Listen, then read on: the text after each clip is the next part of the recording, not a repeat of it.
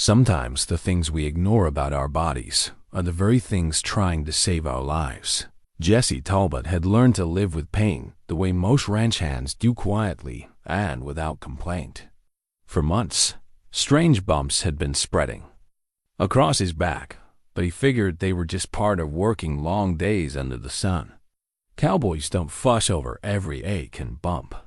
But when Jesse collapsed by the old well on his family's ranch, everything changed. The new town doctor took one look at those bumps, and his face went white. What he found wasn't simple acne or heat rash. It was something that pointed to secrets buried deep in their small town's past. What happens when you discover your whole life has been shaped by an experiment you never knew existed?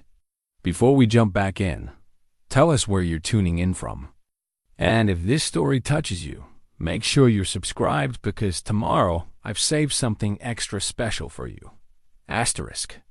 The morning sun cast long shadows across the Talbot ranch as Jesse pulled himself up from the dusty ground beside the old stone well. His head still pounded from whatever had knocked him flat, and the taste of copper lingered in his mouth. The well had been there since his great-grandfather's time, built from river stones and mortar that had weathered countless seasons. Today, it had witnessed something it never had before, a Talbot man falling without a fight. Jesse dusted off his worn jeans and checked his watch. 7:30. His father would be wondering where he'd gotten to, expecting help with the morning feed. The cattle wouldn't wait for a man to nurse his pride, and Tom Talbot had raised his son to understand that the work came first, always. That's how it had been for 3 generations on this patch of land outside Dry Creek, Montana, a town so small it barely warranted a dot on most maps. The ranch house sat a quarter-mile from the well, its white clapboard siding weathered to a soft gray that matched the morning sky. Jesse could see smoke rising from the kitchen chimney, which meant his father had been up for hours, probably wondering what was keeping his son. At 72, Tom Talbot still moved like a man half his age when it came to ranch work, though Jesse had noticed him slowing down these past few months. The arthritis in his hands made it harder to grip the tools, and his back complained more often about lifting hay bales. Walking toward the house, Jesse felt the familiar ache across his shoulders where the bumps had been bothering him.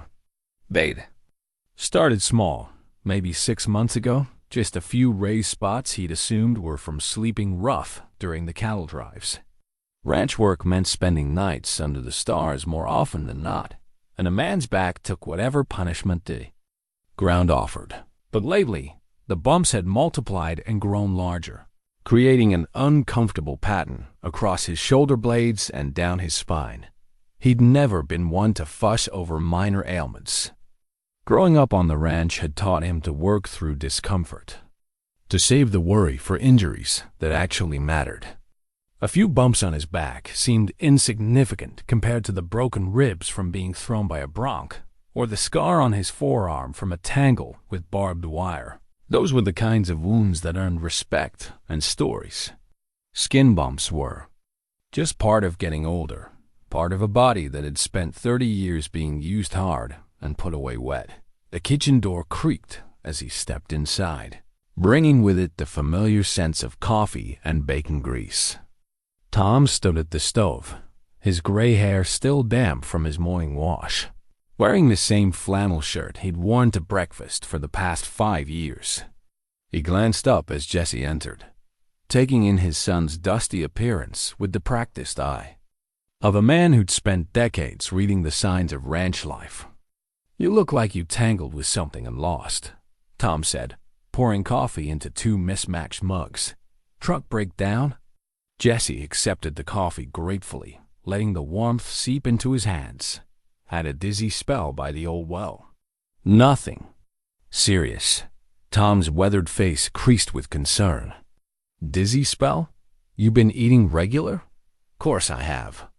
Jesse settled into his usual chair at the kitchen table, the same spot he'd occupied for breakfast since he was tall enough to reach the table without a booster seat.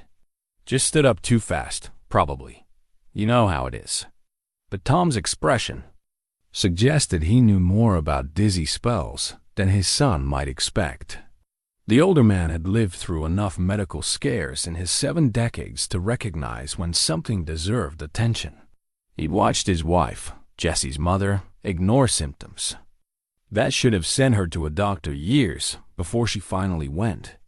By then, it had been too late to do much good.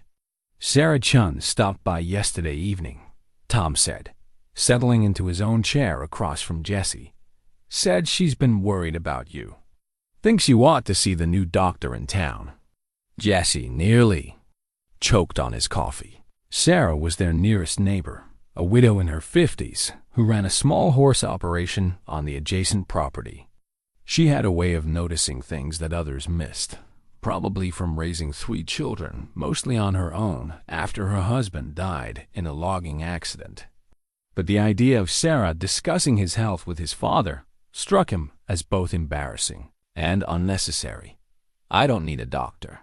It's just some bumps and a dizzy spell." "Show me these bumps." Jesse hesitated. He'd been careful to keep his shirt on around his father, not wanting to worry the old man unnecessarily. But Tom's tone brooked no argument. It was the same voice that had commanded respect when Jesse was a boy testing the boundaries of acceptable behavior. Reluctantly, Jesse pulled off his work shirt and turned his back toward his father. He heard Tom's sharp intake of breath, followed by a long silence that seemed to stretch across the kitchen like a shadow. "Son," Tom said finally, his voice carrying a weight Jesse had never heard before, "those aren't just bumps." Jesse twisted to look over his shoulder, trying to see what had caused such concern in his father's voice. "What do you mean?" "They're arranged in a pattern, like someone planned it that way." Tom reached out as if to touch one of the raised areas, then pulled his hand back. "How long have they been like this?" "Started maybe 6 months ago." "They were smaller then." Tom stood abruptly, his chair scraping against the linoleum floor.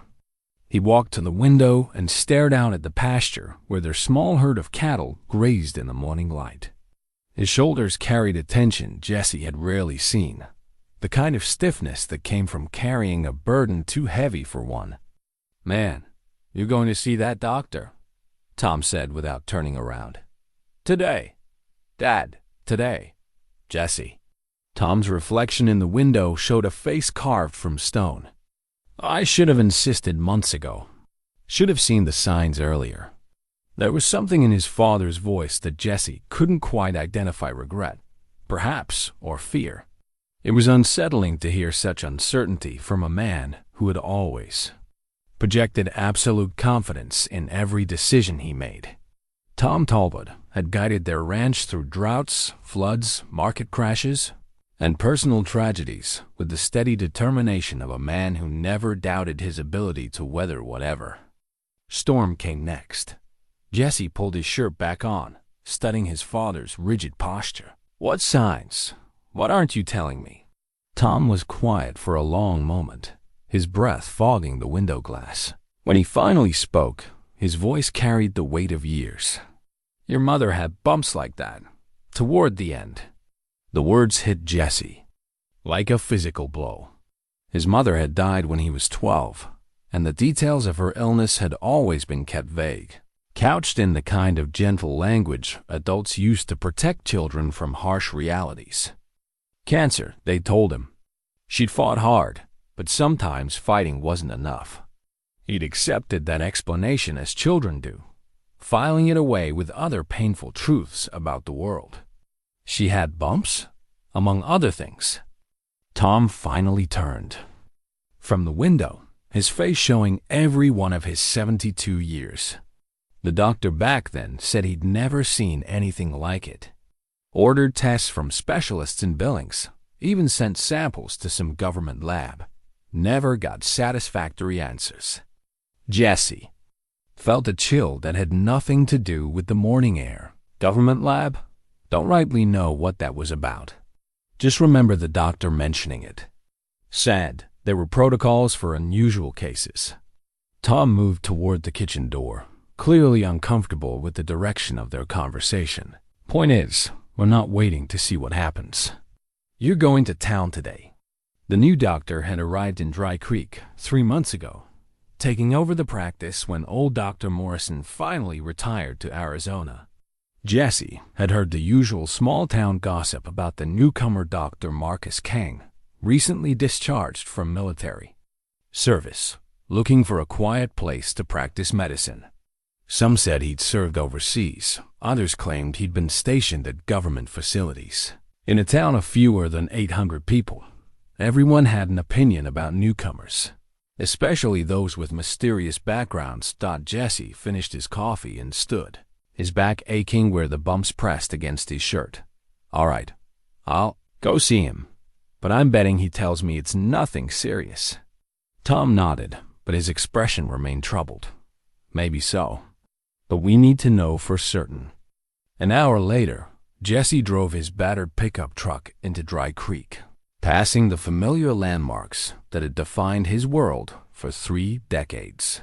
The grain elevator rose against the sky like a monument to more prosperous times when the railroad still stopped regularly and farmers had money to spend in town.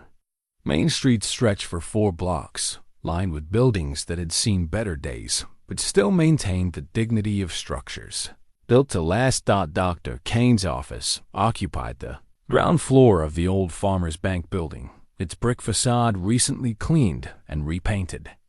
A simple sign by the door read, Marcus Kane, MD Family Medicine, without the flourishes or credentials that city doctors seem to favor. Jesse parked across the street and sat for a moment, studying the building and wondering what kind of man gave up military life to practice medicine in a town where the biggest medical emergencies usually involved farming accidents or hunting mishaps. The waiting room was small but clean, furnished with chairs that looked like they'd been salvaged from a government office somewhere. A middle-aged receptionist with kind eyes and graying hair looked up from her computer as Jesse entered.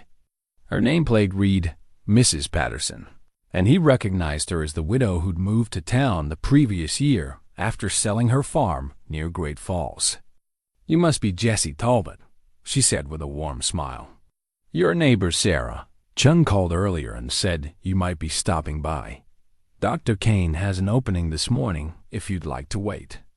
Jesse settled into one of the chairs, noting how quiet the office was compared to Dr. Morrison's practice, where the waiting room had always buzzed with conversation and the comfortable familiarity of people who'd known each other for decades. Here, everything felt efficient but impersonal, like the medical facilities he'd visited during his brief stint in the Army Reserve. Years ago, Dr. Kane emerged from the examination room 10 minutes later, escorting an elderly farmer Jesse recognized, but couldn't name. The doctor was younger than Jesse had expected, perhaps 40, with prematurely gray hair and the kind of posture that suggested military bearing hadn't entirely left his system. His handshake was firm without being aggressive, and his eyes had the focused attention of someone accustomed to making quick, accurate assessments. Mr. Talbot? I'm Dr. Kane. Mrs. Chen mentioned you might be experiencing some concerning symptoms. Jesse followed him into the examination room, noting the medical equipment that seemed more sophisticated than what Dr. Morrison had used. Kane's approach was methodical and thorough, asking questions about Jesse's general health, work habits, and family history with the kind of systematic precision that left no detail unexplored. When Jesse removed his shirt and showed the bumps, Kane's reaction was immediate and unmistakable.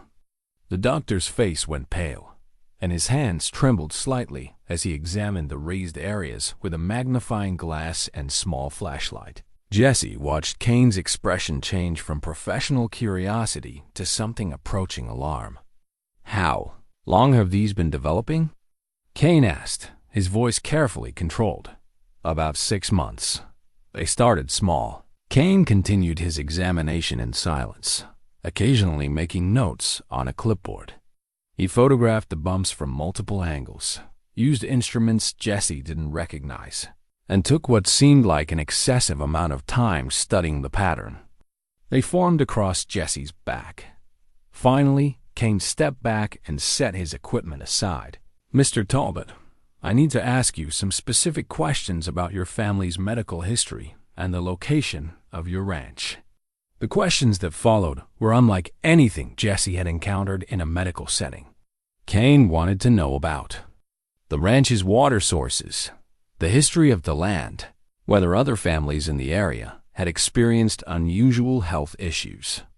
He asked about Jesse's mother's illness with a precision that suggested he knew more about it than seemed possible for a doctor who'd only recently arrived in town. "Dr. Kane," Jesse said finally, "what exactly are you looking for?" Kane was quiet for a long moment, studying the photographs he'd taken. "I need to run some blood tests before I can give you a proper answer. Can you come back in 3 days?" 3 days for blood tests? These need to go to a specialized laboratory. "I'm sorry, but I can't tell you more until I have the results." Kane's demeanor had shifted from concerned physician to something approaching wariness. "In the meantime, I want you to avoid any activities that might cause excessive sweating or skin irritation around those areas." Jesse left the doctor's office with more questions than answers, carrying a vial of his own blood and a growing sense that his simple ranch life was about to become considerably more complicated. As he drove home, he noticed a dark sedan with government plates parked near the grain elevator, unusual for Dry Creek, where most vehicles bore the dust and dents of agricultural use. That evening, he found his father sitting on the porch, staring across the pasture toward the hills that rose in the distance. The sun was setting behind those hills, painting the sky in shades of orange and purple that would have been beautiful under different circumstances. "How'd it go?" Tom asked without looking at his son. Jesse settled into the chair beside his father, feeling the weight of the day's revelations. "He's running tests. Seemed mighty interested in our family history and the ranch location." Tom nodded slowly, as if he'd expected such questions. "Those hills out there," he said, pointing toward the darkening horizon, "used to have a government facility back in the 60s, closed down before you were born." "What kind of facility?" "Nobody ever said exactly. Just that it was important enough to bring a lot of serious-looking people to a very quiet part of the state." Tom's voice carried the careful neutrality of a man who'd learned that some subjects were better left undiscussed. "Your mother always wondered if it had something to do with her getting sick." Jesse felt pieces of a puzzle beginning to form, though the complete picture remained frustratingly unclear. The bumps, his mother's illness, Dr. Kane's pointed questions, the abandoned facility in the hill's individual elements that suggested a larger pattern he couldn't yet understand. Did she ever find out? She tried. But by the time she got serious about looking for answers, she was too sick to pursue it. Tom stood and headed toward the house, pausing at the door. Maybe it's time somebody finished what she started. Jesse remained on the porch long after his father had gone inside, watching the stars emerge above the hills and wondering what secrets the darkness concealed. Tomorrow he would begin asking questions that his mother had never been able to answer, following a trail that might lead to truths no one in Dry Creek was supposed to know. 3 days felt like 3 weeks. Jesse threw himself into ranch work with the kind of desperate energy that comes from trying to outrun comfortable thoughts. He repaired fence lines that didn't need fixing, reorganized the tool shed twice, and spent hours checking cattle that were perfectly healthy. But no amount of physical labor could quiet the questions that had taken root in his mind since his visit to Dr. Kane's office. On the appointed morning, Jesse arrived at the medical office to find Dr. Kane waiting with a manila folder thick enough to suggest the blood tests had revealed more than simple vitamin deficiencies. Kane's usual professional composure seemed strained, and Jesse noticed the doctor's hands weren't entirely steady as he opened the file. "Mr. Talbot, please sit down." Kane's voice carried a gravity that made Jesse's stomach clench. "Your test results raise some serious concerns." Jesse remained standing, his rancher's instincts telling him to stay mobile when trouble was approaching. What kind of concerns? Kane spread several pages of lab results across his desk, pointing to columns of numbers that meant nothing to Jesse, but clearly troubled the doctor. Your blood shows elevated levels of cesium-137 and strontium-90. These are radioactive isotopes that don't occur naturally in the human body. The words hit Jesse like a physical blow. Radioactive? You're saying I'm radioactive? The levels aren't immediately life-threatening, but they indicate long-term exposure to contaminated materials. Kane pulled out a magnifying glass and photographs of Jesse's back. These bumps aren't acne or irritation. They're your body's response to chronic radiation exposure.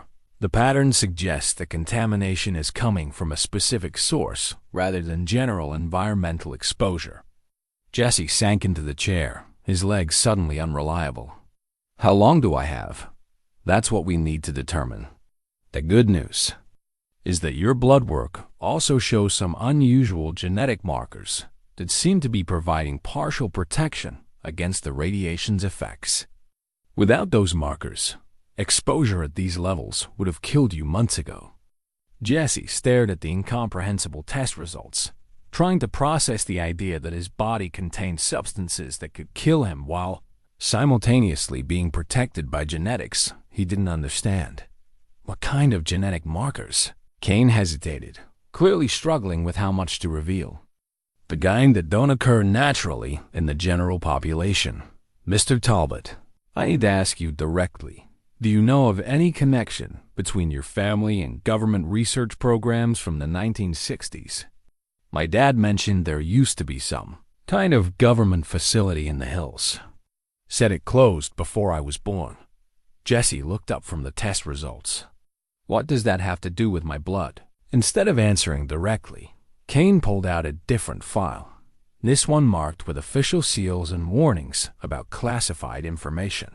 I served as a biochemical specialist in the Army for 15 years.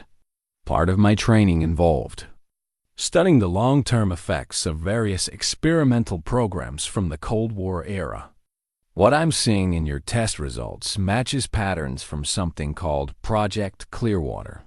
The name hit Jesse with unexpected force, triggering a half-remembered conversation from his childhood. He'd been perhaps 10 years old, eavesdropping on his parents' late-night discussions about his mother's deteriorating health. She'd mentioned that name in connection with doctors who wouldn't explain their findings, with test results that disappeared, with questions that no one seemed willing to answer. My mother knew that name. Kane's expression sharpened. Tell me what you remember.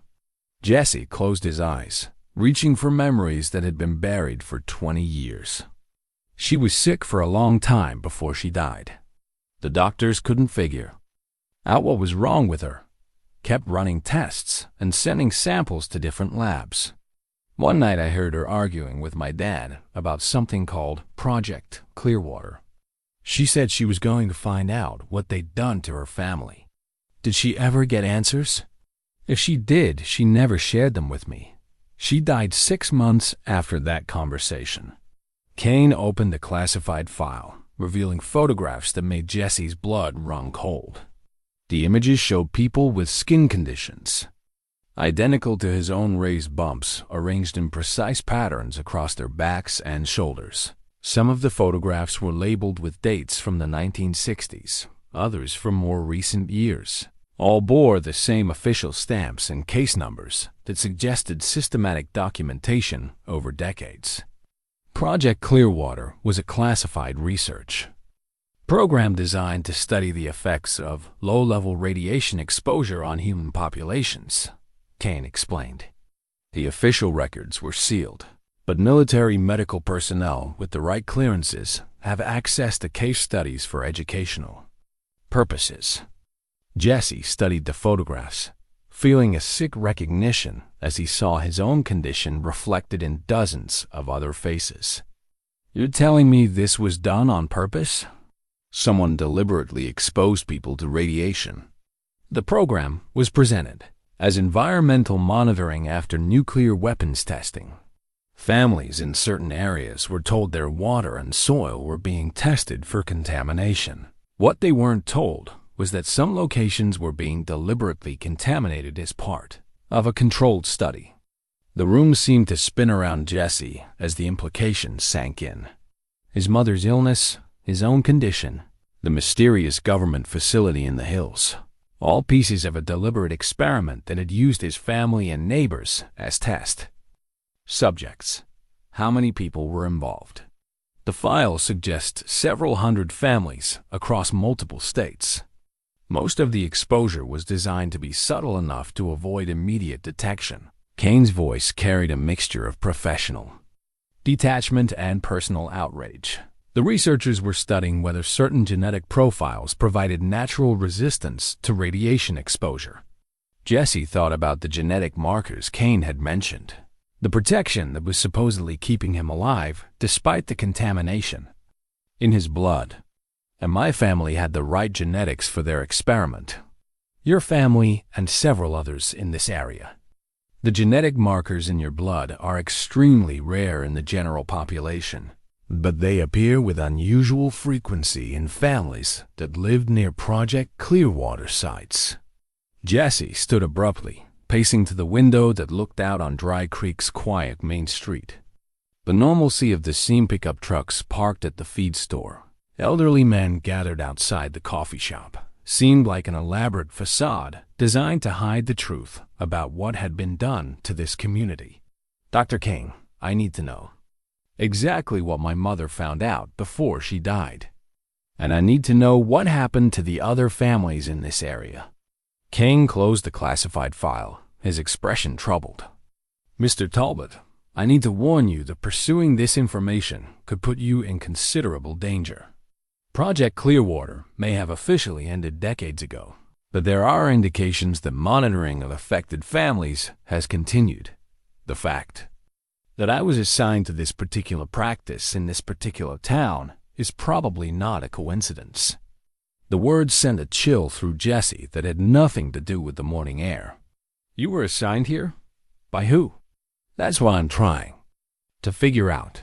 When I received orders to take over Dr. Morrison's practice, I was told it was a routine placement for retiring military medical personnel. But given what I found in your test results and others, I suspect there were specific reasons for sending me to Dry Creek. Jesse turned from the window to face Kane directly. Others? You mean I'm not the only one? I've seen 2 other patients since arriving here with similar symptoms. Both were reluctant to discuss their family histories, and both became nervous when I mentioned specialized testing. Kane pulled out 2 additional files, notably thinner than Jesse's. One family moved away suddenly after I suggested blood work. The other stopped coming to appointments altogether. Jesse felt the walls of his familiar world crumbling around him.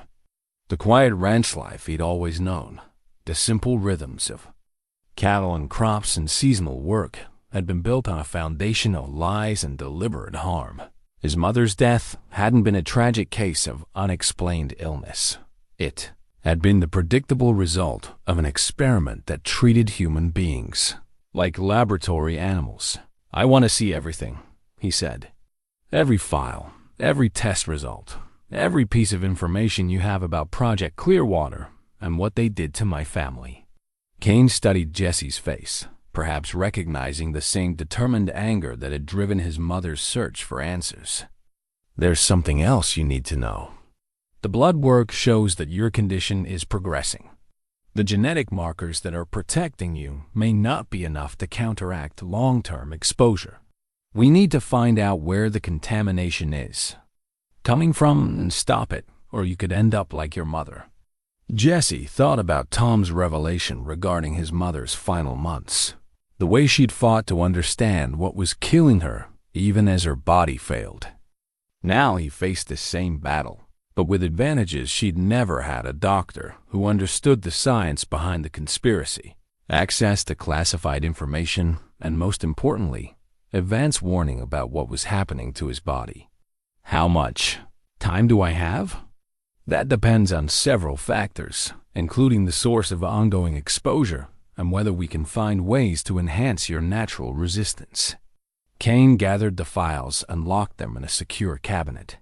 But first, we need to determine whether your family's ranch is the contamination source or just another victim of it.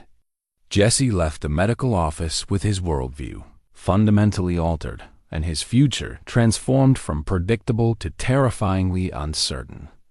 The bumps on his back were no longer mysterious nuisances. They were evidence of a crime that had been committed against his family for over 60 years.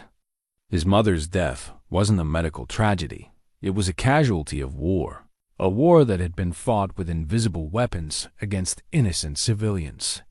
Driving home through the familiar landscape of Dry Creek, Jesse saw everything differently. The rolling hills that had always seemed peacefully pastoral now concealed secrets that could kill. The government facility his father had mentioned wasn't just an abandoned relic of the Cold War. It was ground zero for an ongoing conspiracy that had cost his mother her life and now threatened his own. When he reached the ranch, he found Tom working in the barn, methodically sharpening tools that didn't need sharpening. His father looked up as Jesse entered, and something in his son's expression made him set down the whetstone. "What did the doctor tell you?" Jesse pulled out copies of the test results Kane had given him, spreading them across the workbench. "He told me that everything we thought we knew about Mom's death was wrong. And he told me that I'm going to die the same way she did, unless we find out what really happened in those hills." Tom studied the papers, his weathered hands trembling as he read numbers he couldn't understand but somehow recognized. When he looked up, his eyes carried a weight that Jesse had never seen before. "Son, there's something I never told you about your mother's last months. She didn't just suspect there was a connection between her illness and that government facility. She found proof." The morning after Dr. Kane's devastating diagnosis, Jesse climbed into the ranch house attic for the first time in years. Dust motes danced in the early sunlight streaming through the small window, and the air carried the musty scent of decades old. Memories stored in cardboard boxes in forgotten corners. Tom had mentioned that his mother's belongings were stored up here, but Jesse had never felt ready to confront the physical remnants of a woman who died when he was only 12. Now, facing his own mortality and the possibility that his condition was connected to hers, he needed to understand what she might have discovered about the strange illness that had killed her. The boxes were labeled in his father's careful handwriting. Helen's books, Helen's clothes, Helen's papers.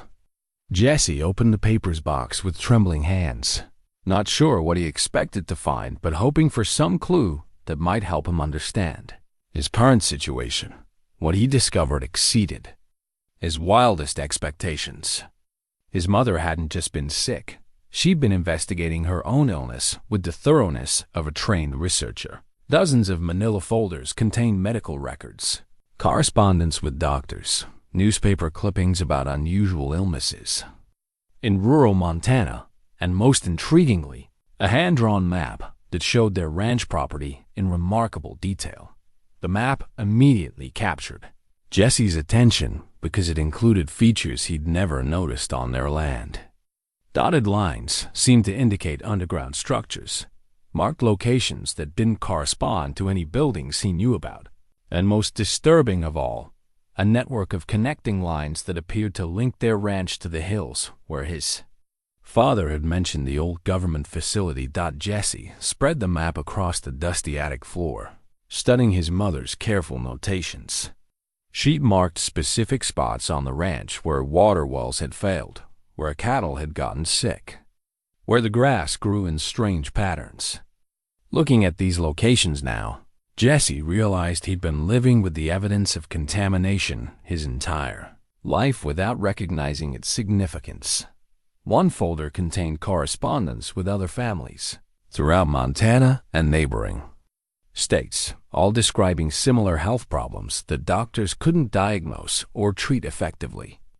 His mother had been building a network of families who suspected their illnesses were connected to something larger than random medical misfortune. Jesse Tom's voice called from the bottom of the attic ladder. "You finding anything useful up there?" "More than I expected," Jesse replied, gathering the most relevant documents. Mom was investigating her illness like it was some kind of conspiracy. Tom's expression was grim as Jesse climbed down with his arms full of research materials. "Your mother was a smart woman who knew something wasn't right about what was happening to her body. She spent her last year trying to find answers that the doctors couldn't provide." They spread the documents across the kitchen table, and Jesse began to see the scope of his mother's investigation. She'd identified dozens of families in the region who'd experienced unusual health problems, particularly cancers and genetic conditions that seemed to cluster around specific geographical areas. "Look at this," Jesse said, holding up a letter from a Dr. William Clearwater dated 1962. The letter was addressed to local officials in Dry Creek, explaining that a government research facility would be conducting environmental monitoring studies in the area for an indefinite period.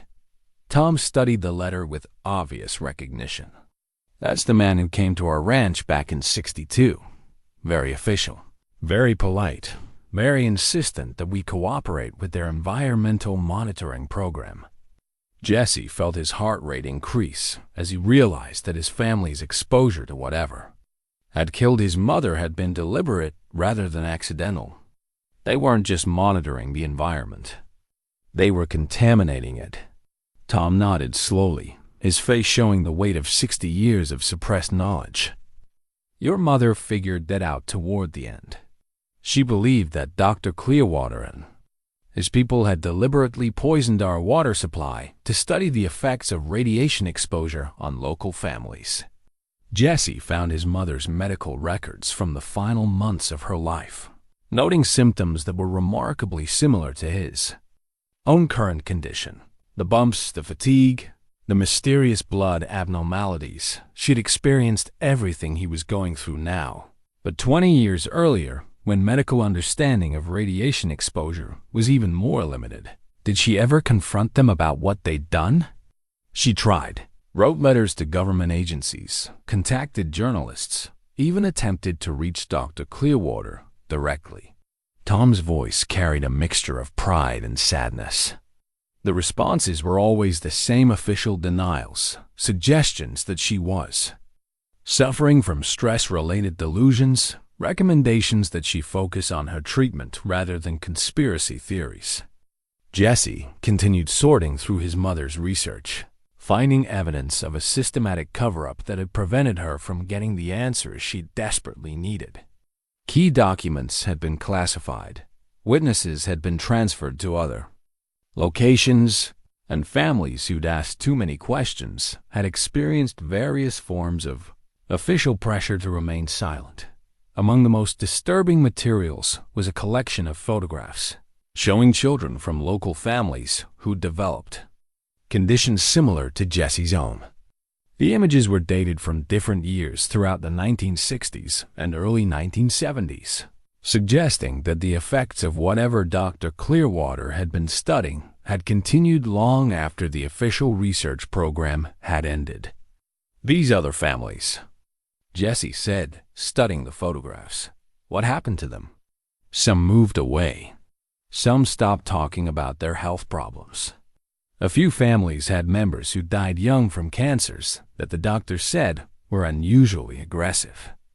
Tom's expression showed the careful neutrality of someone who'd learned not to ask too many questions about painful subjects.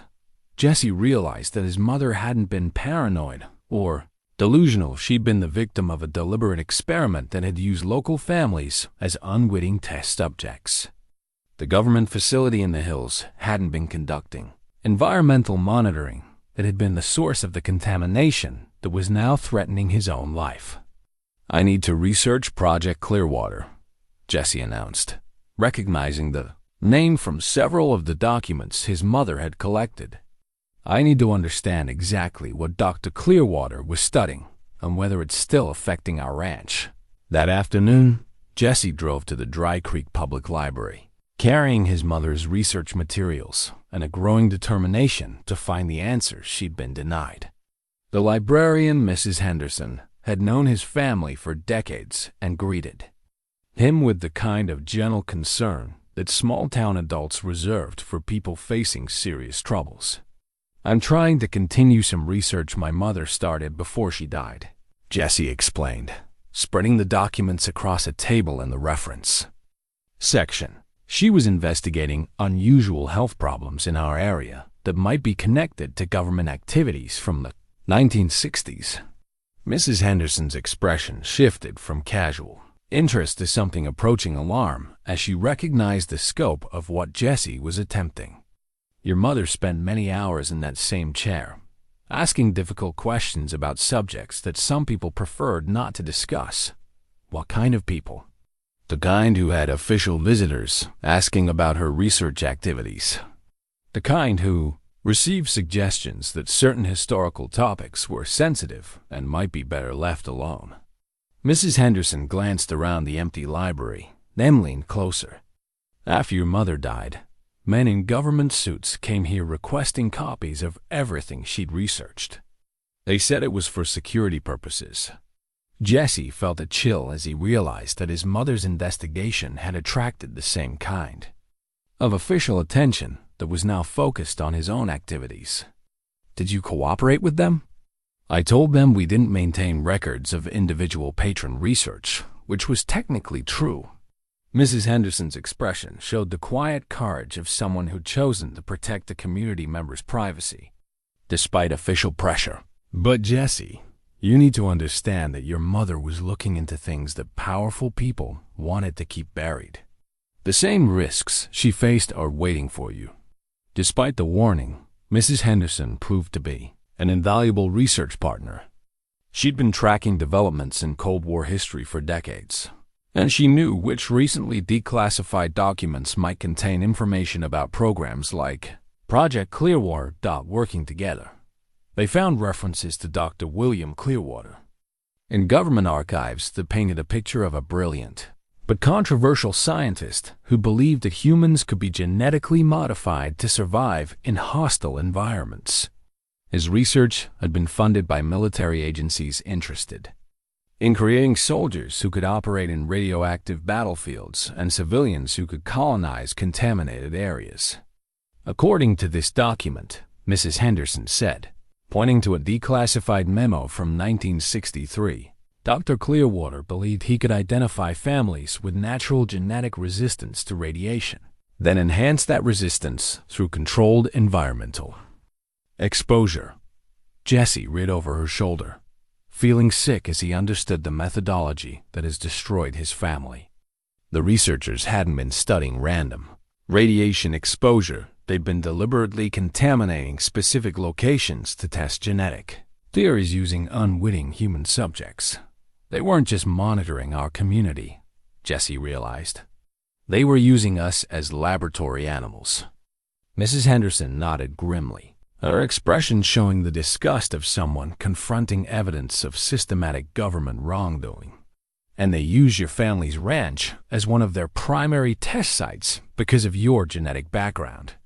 Jesse spent the rest of the afternoon documenting everything his mother had discovered and adding new information from the declassified materials.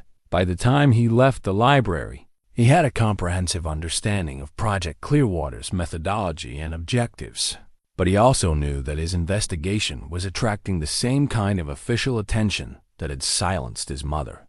Driving home through the familiar landscape of Dry Creek, Jesse noticed a dark sedan with government plates that seemed to be maintaining a consistent distance behind his truck. When he turned onto the ranch road, the sedan continued past, but Jesse had no doubt that his activities were being monitored by people who had significant resources and long experience in suppressing information about classified programs. That evening, he found Tom waiting on the porch with a concerned expression and news that confirmed his suspicions about surveillance. "We had visitors this afternoon," Tom said without preamble. Two men in suits, asking questions about your recent activities and suggesting that some subjects were too sensitive for civilian investigation. Jesse settled into the chair beside his father, feeling the weight of decades of official deception pressing down on both of them. "What did you tell them?" "I told them you were a grown man who could make his own decisions about how to spend your time." Tom's voice carried a defiance that Jesse had rarely heard from his usually diplomatic father. "I also told them that if they had concerns about your health, they were welcome to arrange for proper medical care instead of making threats." Jesse realized that his investigation had moved beyond historical research into active confrontation with people who had the power to make serious problems disappear. His mother had faced the same pressures, but she'd been fighting alone and dying. Now he had advantages she'd never possessed: advance warning about the risks, allies who understood the medical aspects of his condition, and most importantly, evidence that could expose the truth about Project Clearwater before the people responsible could silence him. "Dad, I need to ask you something that might be painful. When those government people came to our ranch in 1962, did you really believe they were just conducting environmental monitoring?" Tom was quiet for a long time, staring across the pasture toward the hills where the research facility had once operated. When he finally spoke, his voice carried the weight of 60 years of regret and self-recrimination. "Part of me knew something wasn't right about their story. Environmental monitoring didn't require the kind of equipment they installed, and it didn't explain why they were so interested in our family's medical history." Tom's hands gripped the arms of his chair. "But they offered enough money to pay off our debts and guarantee our ranch would stay in the family. I convinced myself that cooperating with them was the responsible thing to do." Jesse understood that his father had been deceived by professionals who'd perfected their techniques through multiple operations. But he also realized that Tom had spent 3 decades carrying guilt about decisions that had cost his wife her life and now threatened his son's future. "You couldn't have known what they were really planning," Jesse said. "They were experts at manipulating people into cooperating with programs they didn't understand." Tom nodded, but his expression showed that intellectual understanding couldn't entirely erase emotional responsibility. "Maybe not. But I should have asked harder questions when your mother started getting sick. I should have connected her illness to their presence on our property." Jesse thought about his mother's research materials, about the families who'd moved away suddenly when they'd asked too many questions, about the children whose health problems had been dismissed as coincidental rather than investigated as evidence of systematic harm. "Mom figured it out," Jesse said. "She understood what had been done to our family, and she documented everything she could find before she died. Now it's my job to finish what she started." The next morning brought Dr. Kane to the ranch, carrying a case that looked more like military equipment than medical supplies. Jesse met him at the kitchen door, noting the doctor's tense expression and the way he kept glancing toward the hills as if expecting unwanted observers. "I brought something that might help us understand the extent of contamination on your property," Kane explained, opening the case to reveal a device Jesse didn't recognize.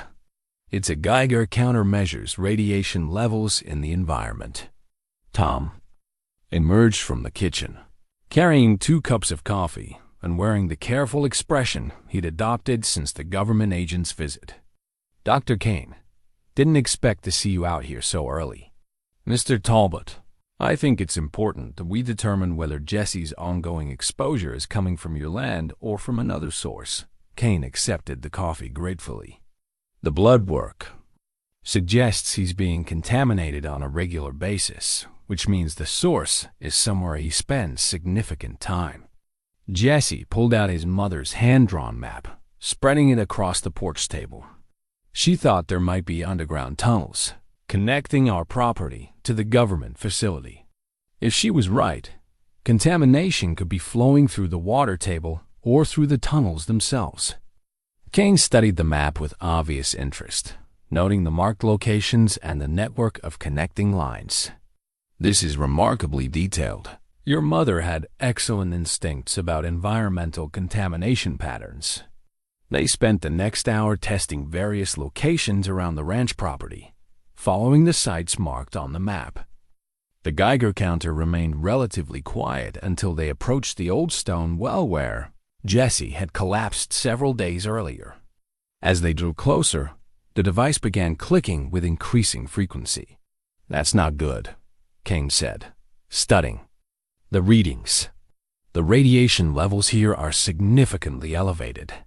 Jesse felt his world shift again as he realized that the well his family had used for 3 generations, the water source that had sustained their cattle and irrigated their garden, had been slowly poisoning everyone who'd lived on the ranch. "We've been drinking from this well my entire life. The contamination levels are high enough to cause health problems with extended exposure, but probably not high enough to cause immediate acute radiation sickness." Kane continued taking measurements, documenting the readings at various distances from the well. However, if someone had genetic factors that made them more susceptible to radiation, like your mother apparently did, this level of exposure could definitely be fatal over time. Tom stared at the well with an expression of profound betrayal. "My father dug this well in 1924. My grandfather helped him line it with stones from the creek. 4 generations of my family have drawn water from this source." Kane moved the Geiger counter to other locations marked on the map, finding elevated readings at most of them.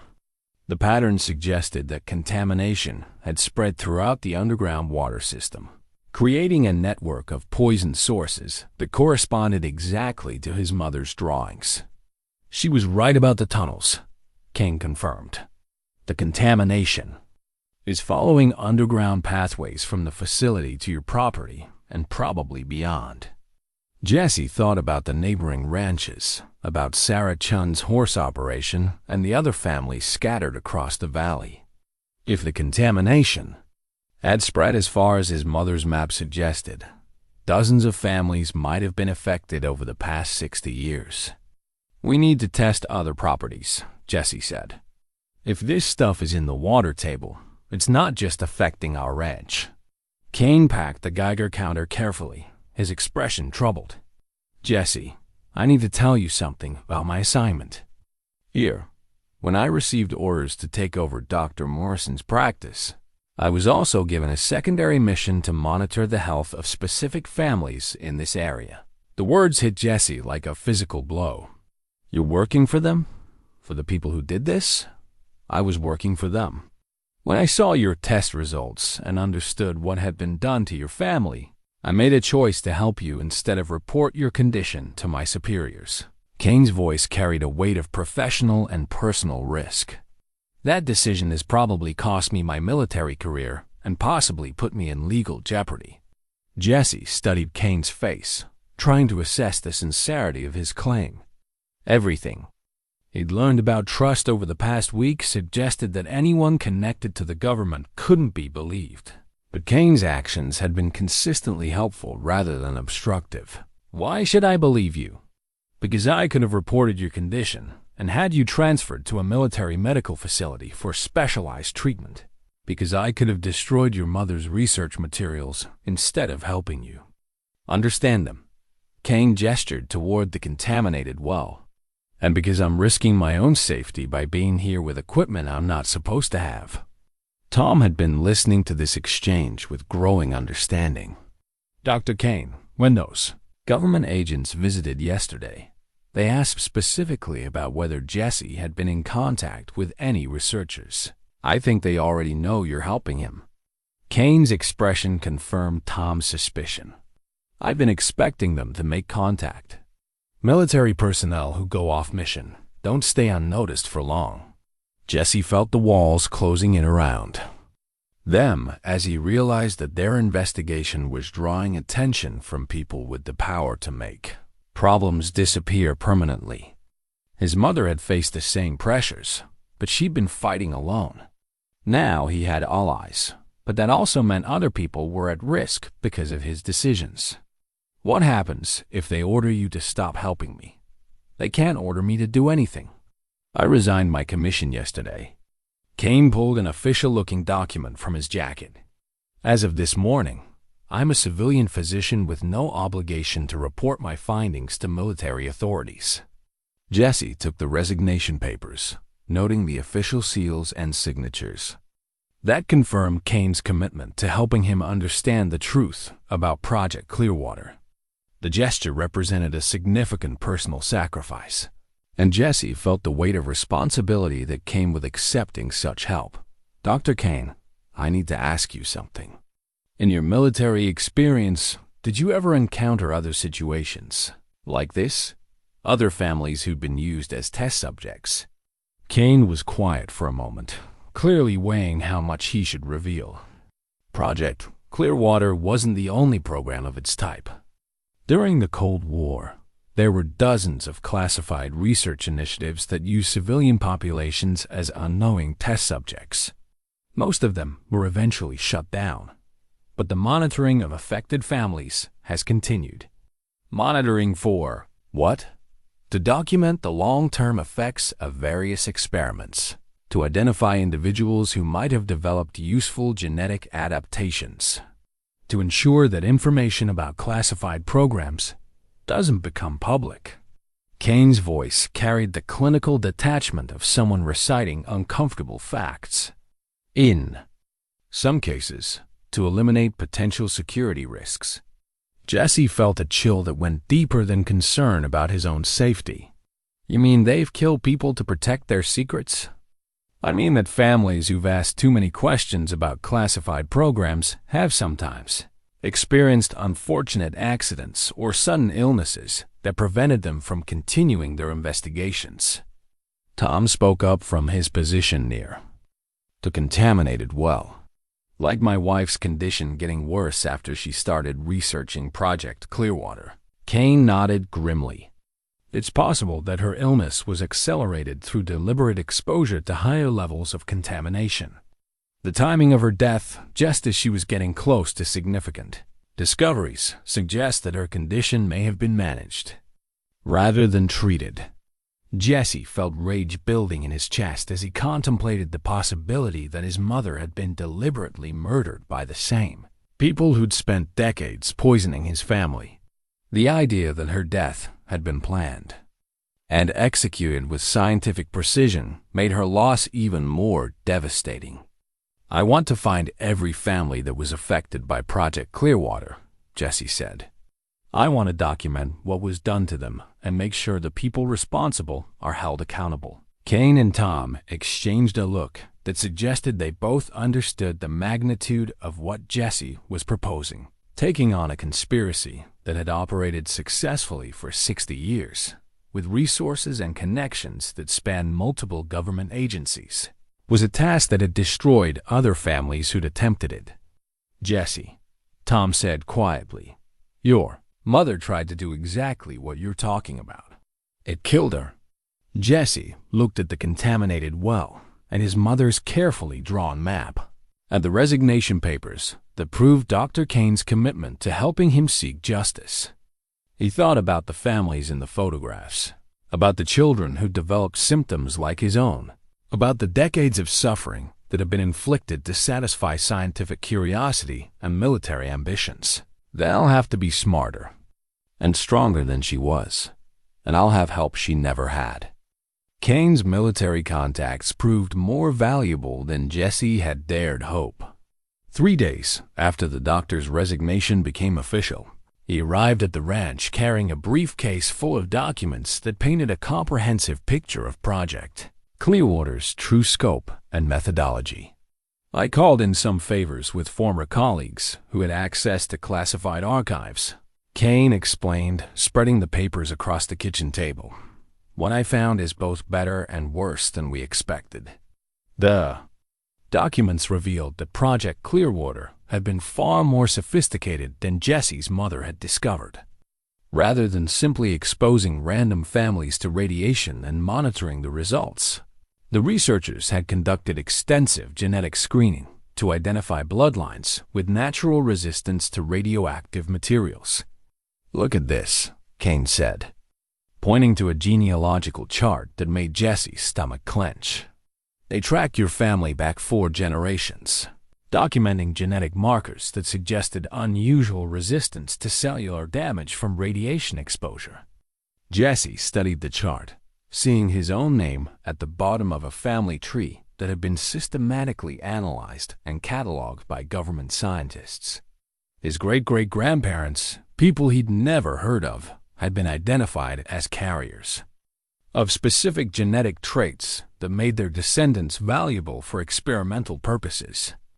They didn't just find my family by accident. They were looking for us specifically, your bloodline and 7 others in this region. The researchers believed they could enhance natural radiation resistance through controlled exposure, creating humans who could survive in radioactive environments. Kane pulled out another document, this one showing detailed plans for genetic modification experiments. The ultimate goal was to create soldiers who could function in nuclear battlefields, and civilians who could colonize planets with high radiation levels. Tom had been reading over their shoulders, his face growing paler as he absorbed the implications of what the documents revealed. They weren't just studying us. They were trying to breed us like livestock. Jesse found a section of the files that focused specifically on his mother's case, documenting her genetic profile, her exposure levels, and her response to various phases of the experiment.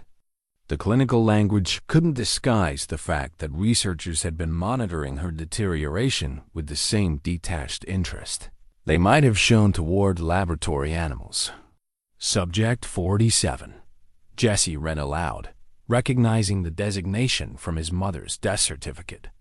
Genetic profile optimal for radiation resistance enhancement.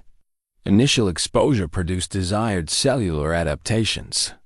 Pregnancy during exposure phase created opportunity to study generational transmission of enhanced traits.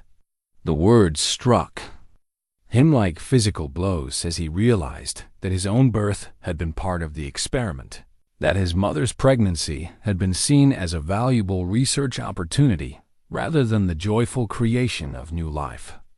They knew she was pregnant with me when they increased her exposure levels. Kane nodded, his expression reflecting the professional disgust of a physician confronting deliberate medical harm. The researchers believed that radiation exposure during pregnancy might enhance genetic modifications in the developing child. You weren't just a subject in their experiment, you were the primary objective.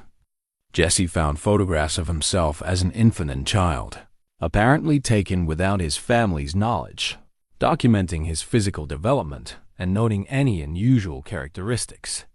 The images showed him at various ages, always from a distance, always without his awareness that he was being observed and analyzed.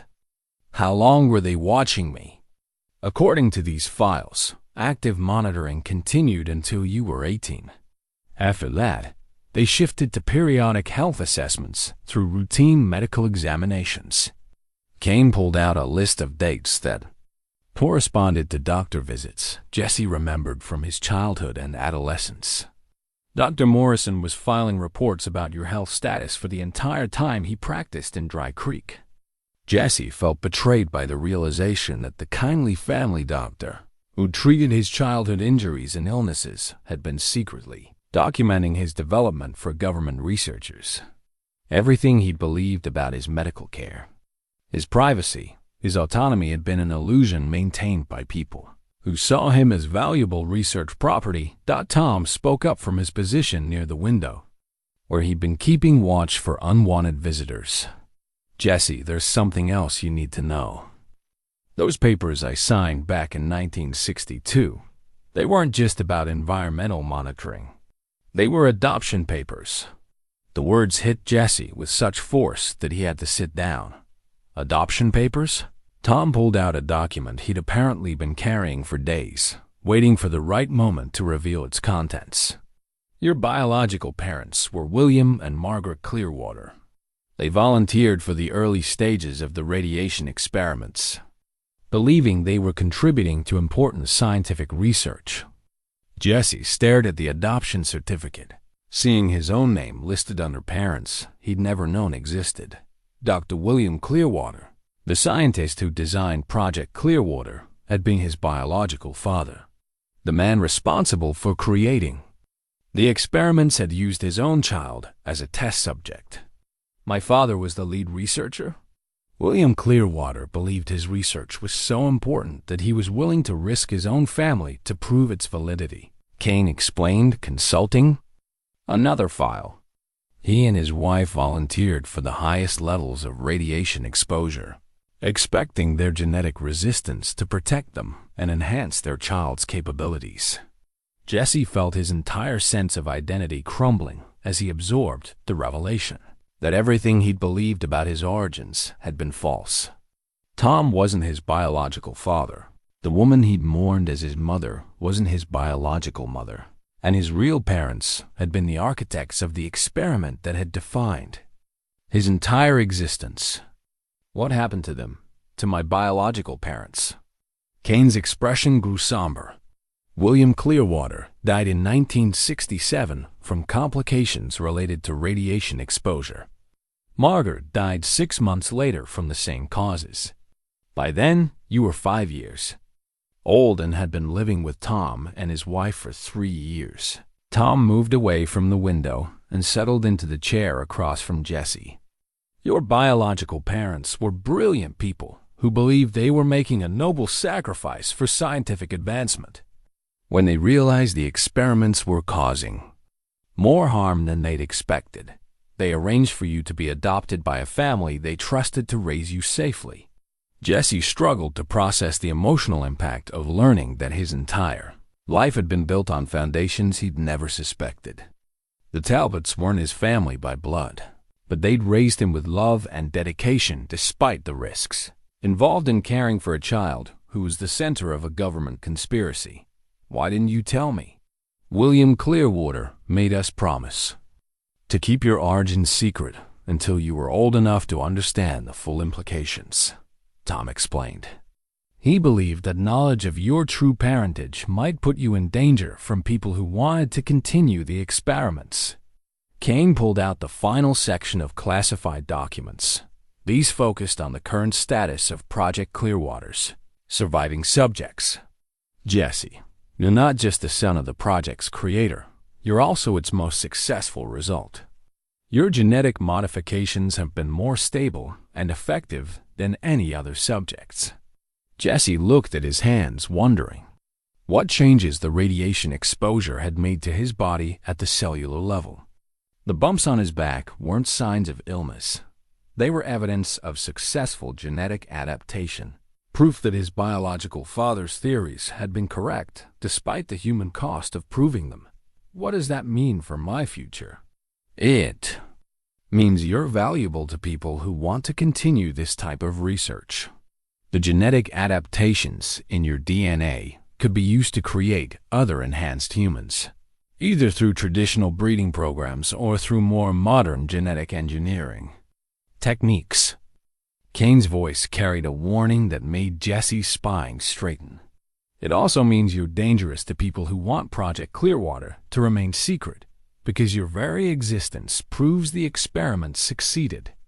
Jesse thought about the government, agents who'd visited his father, about the surveillance he'd noticed during his research, about the families who'd disappeared or stopped asking questions about their unusual health problems. His unique genetic status made him both an asset and a threat to powerful interests that have been protecting Project Clearwater's secrets for 60 years. Dr. King, in your professional opinion, what happens to me if these people decide I know too much? Kane was quiet for a moment, clearly weighing his words carefully. In my experience with classified programs, subjects who become security risks are usually transferred to controlled environments where they can be monitored more effectively. Sometimes these transfers are voluntary. Sometimes they're not. Jesse understood the euphemistic language well enough to recognize that controlled environments meant imprisonment and monitoring meant continued experimentation. His choice wasn't between safety and danger. It was between accepting captivity or fighting. for freedom with knowledge that both sides would kill to protect or possess. He looked around the kitchen that had been his home for 30 years. At Tom, who'd raised him despite the risks involved. At Dr. Kane, who'd sacrificed his military career to help him understand the truth about his origins and condition. The normal life he'd always known was ending, but the relationships he built were proving strong enough to survive even the revelation that nothing he'd believed about himself had been completely true. "I need to find the other families," Jesse said, "the ones who were affected by Project Clearwater. If they're planning to transfer me to a controlled environment, I want to make sure the truth about what was done to our families becomes public first." Tom and Kane exchanged a look that suggested they'd both expected this decision, but hoped Jesse might choose a safer path. They understood, as he was beginning to understand, that seeking justice for Project Clearwater's victims would require risking everything he built in Dry Creek. "Jesse," Tom said quietly, "once you start down that road, there won't be any going back to the way things were." Jesse thought about his mother, both the woman who'd raised him and the woman who'd given birth to him, and about the price they'd paid for his existence.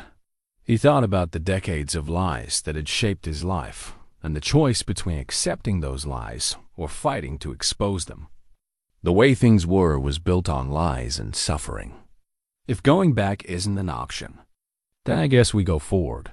The communication device Jesse found wedged under his truck's dashboard the next morning looked like nothing he'd ever seen. A small black box with an antenna and a series of LED lights that pulsed in patterns he couldn't interpret. Kane identified it immediately when Jesse brought it to his office.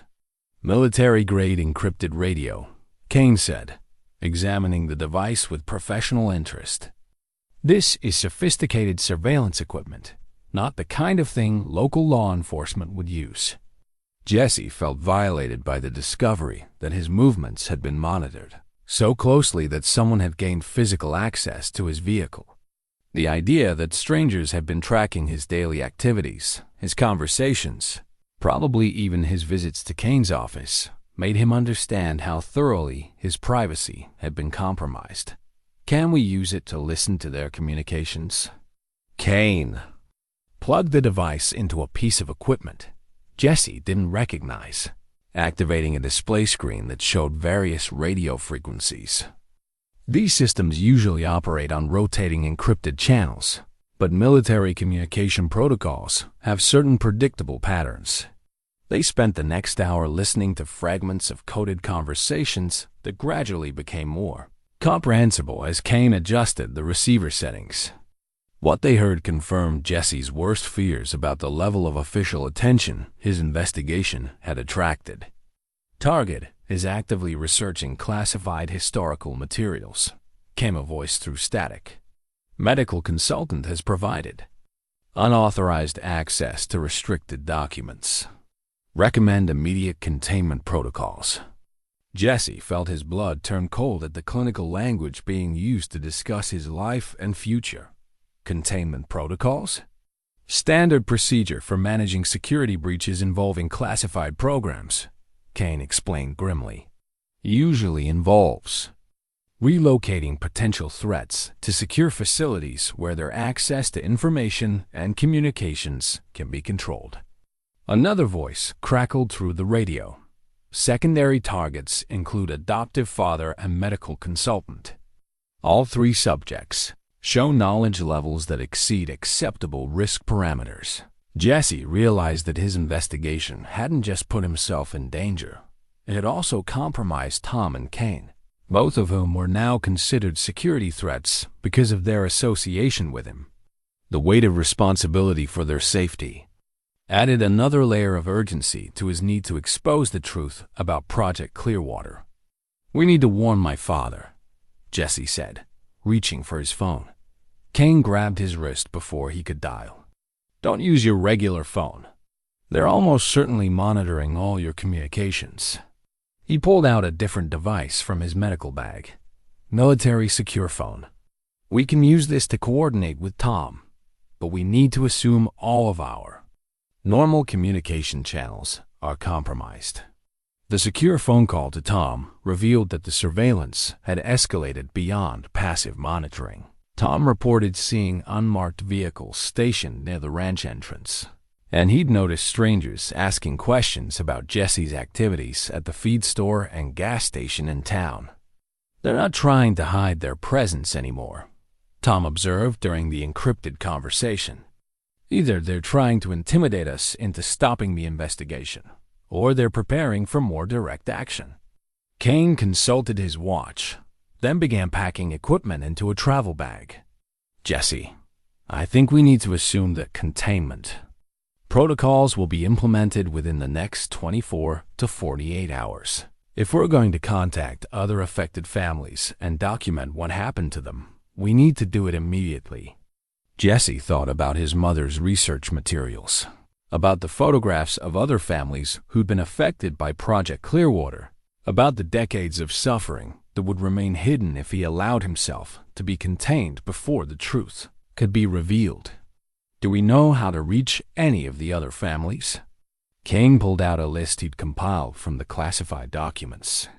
"I've identified current addresses for 3 families whose genetic profiles match the Project Clearwater criteria. 2 are still in Montana, 1 relocated to Idaho. All of them have members who show signs of radiation-related health issues."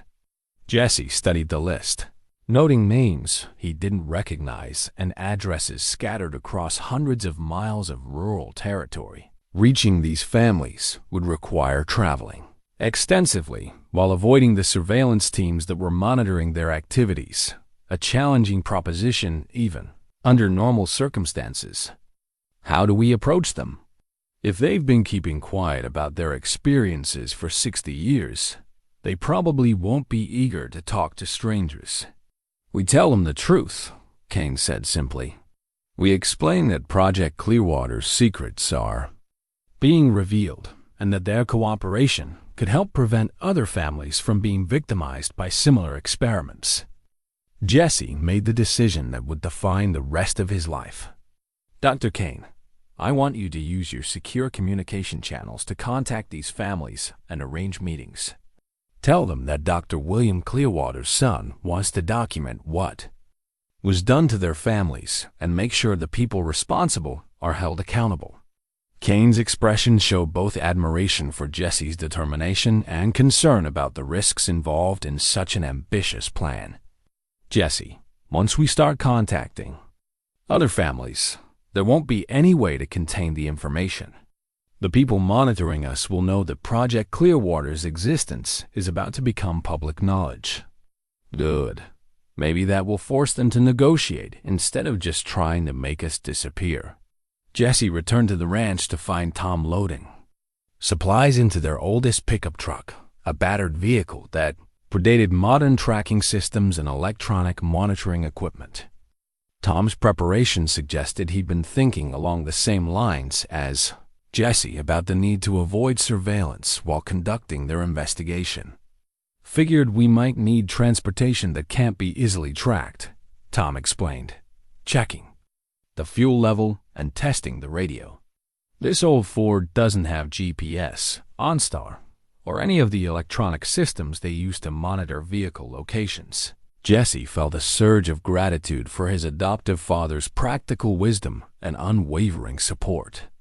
Despite learning that Jesse wasn't his biological son, despite the risks involved in defying government authorities, Tom was committed to helping him seek justice for the families affected by Project Clearwater. "Dad, you don't have to be involved in this. Kane and I can handle the investigation without putting you at additional risk." Tom slammed the truck's hood with more force than necessary. "Jesse, I've spent 30 years feeling guilty about signing those papers. Back in 1962, I knew something wasn't right about the government's environmental monitoring story, but I was too scared of losing the ranch to ask the hard questions." Jesse understood that Tom's insistence on participating wasn't just about supporting his son. It was about atoning for decisions he'd made decades earlier that had contributed to his family's suffering. The people who designed Project Clearwater were experts at manipulating families into cooperating with programs they didn't understand, Jesse said. You can't blame yourself for being deceived by professionals who'd perfected their techniques over multiple operations. Maybe not, but I can make sure that what they did to our family gets documented properly, and I can help prevent them from doing it to other families in the future. That evening, Kane arrived at the ranch with news that 2 of the 3 families on his list had agreed to meet with them. The 3rd family had disconnected their phone and appeared to have left their property suddenly, suggesting that word of Jesse's investigation had reached other Project Clearwater subjects. The Morrison family in Kalispell and the Jang family in Coeur d'Alene both want to hear what we have to say, Kane reported. Both families have members with health issues that match the patterns we've seen in Jesse's condition. Jesse studied a map, calculating the distances and travel times involved in reaching both families while avoiding main highways where surveillance would be easiest. The logistics of their investigation were complicated by the need to assume that their communications were monitored, their vehicles were tracked, and their movements were being reported to authorities who had the resources to intercept them. At any point, we'll visit the Morrison family tomorrow, then drive to Idaho to meet with the Jangs, Jesse decided. If we're going to document what happened to Project Clearwater families, we need to move fast before they shut down our investigation. Tom spread out roadmaps and began planning routes that would take them through rural areas where surveillance would be more difficult to maintain. We'll use back roads and chained vehicles at least once during each trip. I know people who'll help us without asking too many questions. Jesse felt the weight of his decision settling around him like a heavy coat. Once they began actively contacting other Project Clearwater families, there would be no way to return to the quiet ranch, life he'd always known. He would become a public figure in a controversy that had been hidden for 60 years, and the people responsible for maintaining those secrets would use every resource at their disposal to stop him. But he also understood that remaining silent would mean accepting responsibility for the continued suffering of families who deserved to know the truth about what had been done to them. Both of his mothers had died because of Project Clearwater's experiments. Other families had lost members to radiation-related illnesses that could have been treated if the cause had been properly understood. Tomorrow we start telling the truth, Jesse said, looking at the 2 men who'd risked everything to help him understand his origins and condition. Whatever happens after that, at least we'll know we tried to do the right thing. Kane packed the encrypted radio and his other surveillance equipment. Jesse, I need to warn you that once these families start talking publicly about their experiences, the pressure to silence all of you will intensify dramatically. Project Clearwater represents the kind of government misconduct that destroys careers and topples administrations if it becomes widely known. Jesse thought about the power represented by 6 decades of successful secrecy, about the resources that had been devoted to monitoring and controlling the families affected by the experiments, about the lengths to which authorities might go to prevent their crimes from being exposed. Then we better make sure we document everything thoroughly before they get the chance to stop us. The Morrison family meeting in Kalispell had gone better than Jesse had dared hope.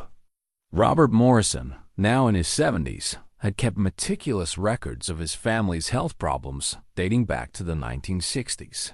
His daughter, Sarah, had developed symptoms identical to Jesse's, and his late wife had suffered from the same mysterious illness that had killed Jesse's adoptive mother. But it was what Morrison revealed about Jesse's biological father that shattered everything Jesse thought he understood about his origins. Dr. William Clearwater didn't die from radiation exposure, Morrison said, pulling out a collection of documents that had been hidden in his family's safe for decades. He faked his death to escape the consequences of what Project Clearwater had become.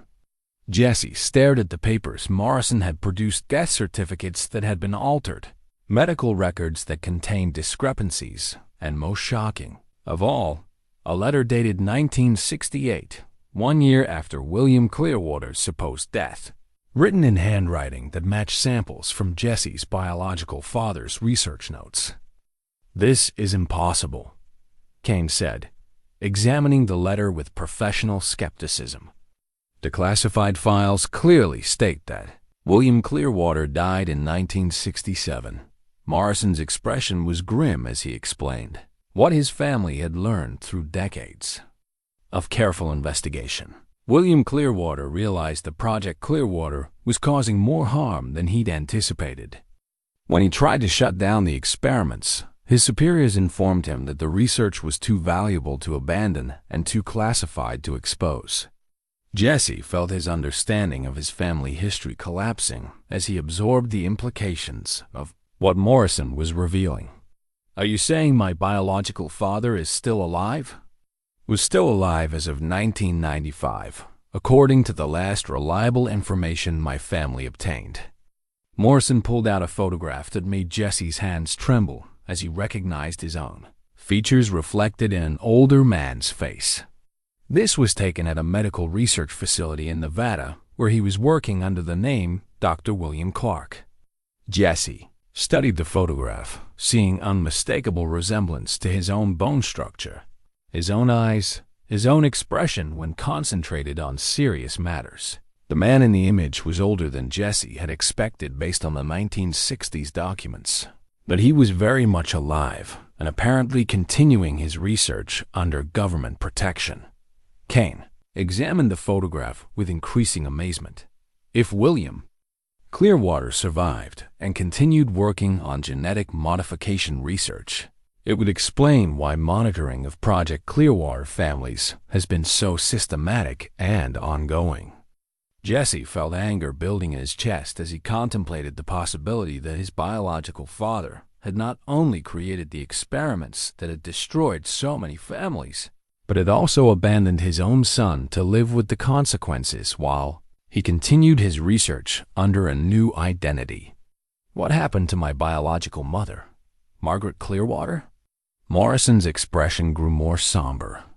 According to our research, she really did die from radiation exposure in 1967, but her death wasn't accidental. It was the result of William exposing her to increasingly dangerous levels of radiation in an attempt to prove his theories about genetic resistance.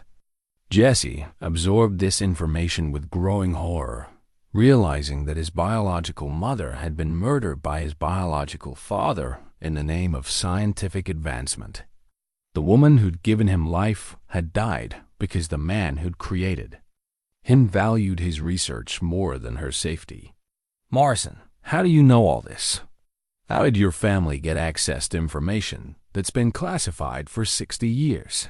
Morrison gestured toward his daughter, who had been listening to their conversation with the intense focus of someone who'd spent decades seeking answers to questions that had shaped her entire life. "Sarah works for the National Security Agency," Morrison explained. "She's had security clearance that allowed her to access classified information about programs like Project Clearwater.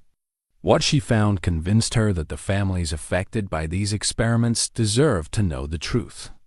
Sarah Morrison stepped forward, her expression carrying the weight of someone who'd risked her career to expose government wrongdoing. "Mr. Talbot, your biological father didn't just fake his death. He negotiated immunity from prosecution in exchange for continuing his genetic modification research under government supervision."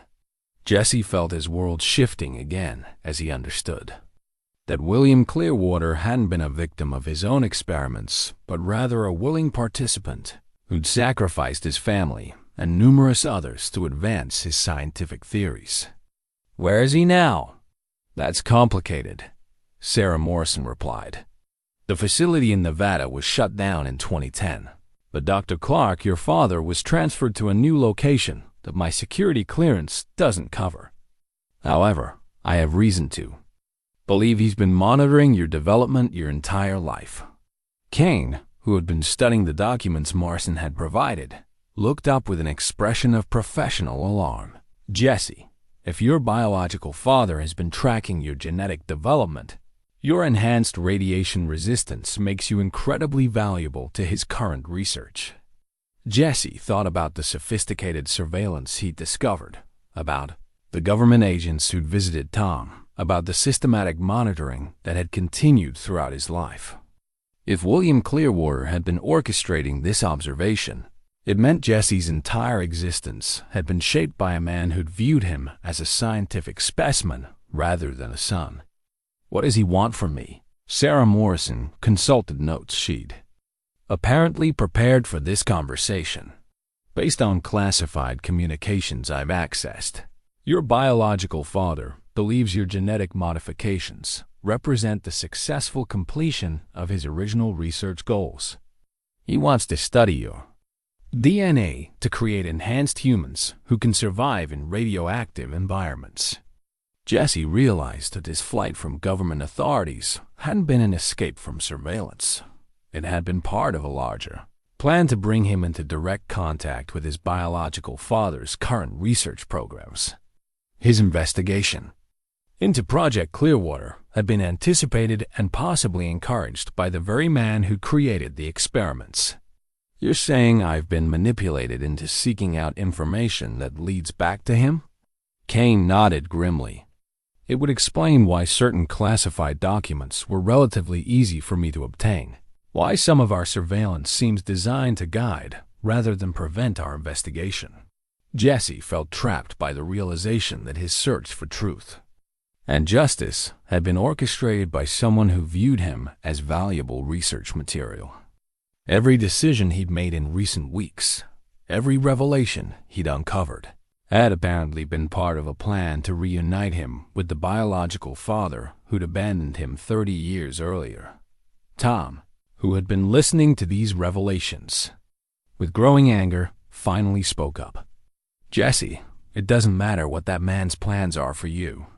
You're not his property, and you don't owe him anything just because he contributed to your genetic makeup." Jesse looked around the room at the people who'd risked everything to help him understand his origins and condition. Tom had sacrificed the security of his ranch and his relationship with local authorities. Kane had given up his military career and potentially his freedom. The Morrison family had violated security protocols and endangered Sarah's career with the NSA. "I need to see him," Jesse said finally. "I need to confront William Clearwater and make sure he understands that what he did to our families was wrong, regardless of whatever scientific advances his research produced." Sarah Morrison's expression showed both understanding and concern. "Mr. Talbot, if you attempt to locate your biological father, you'll be walking into a situation where he has every advantage. He knows more about your genetic capabilities than you do. He has resources and government protection that we can't match, and he's had 30 years to plan for this reunion." Jesse thought about his mother, both of his mothers who had died because of William Clearwater's experiments. He thought about the decades of suffering that could have been prevented if the truth about Project Clearwater had been revealed earlier. He thought about the other families who were still dealing with health problems that could be treated if their true cause was acknowledged. "Then I guess it's time I learned exactly what my biological father turned me into. And it's time he learned what kind of man his research created." Sarah Morrison's security clearance proved invaluable in locating William Clearwater's current research facility, using NSA databases and classified military communications.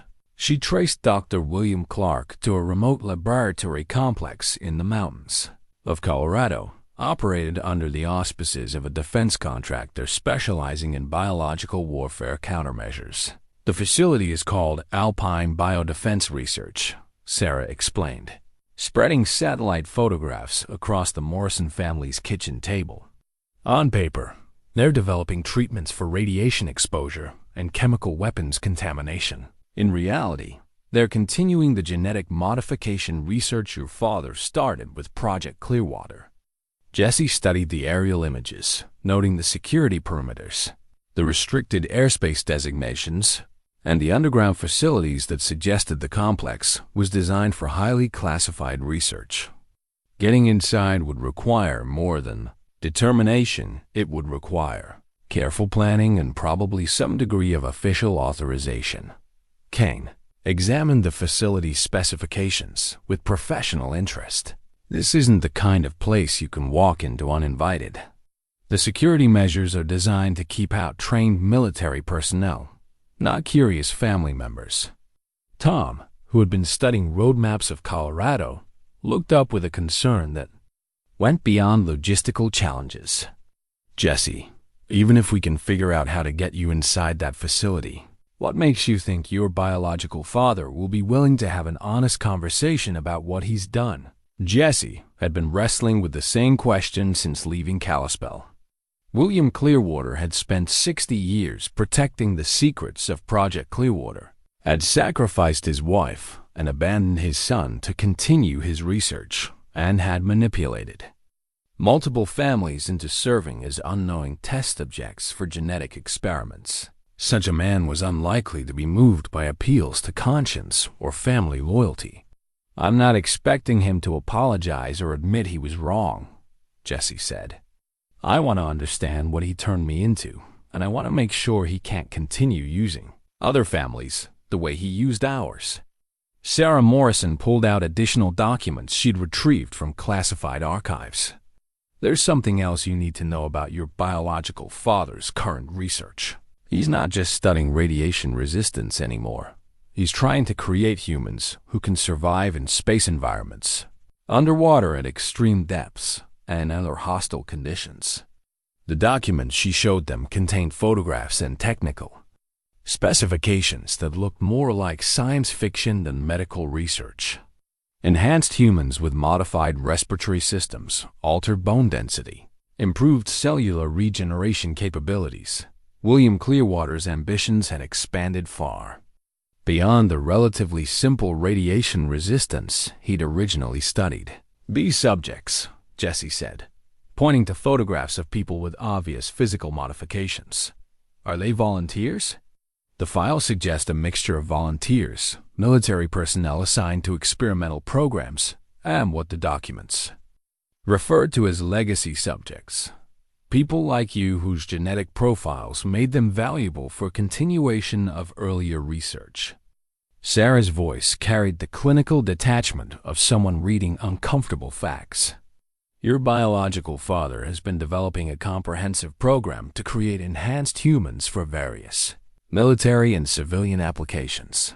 Kane studied the technical specifications with growing alarm. "Jesse, according to these documents, your genetic modifications aren't complete.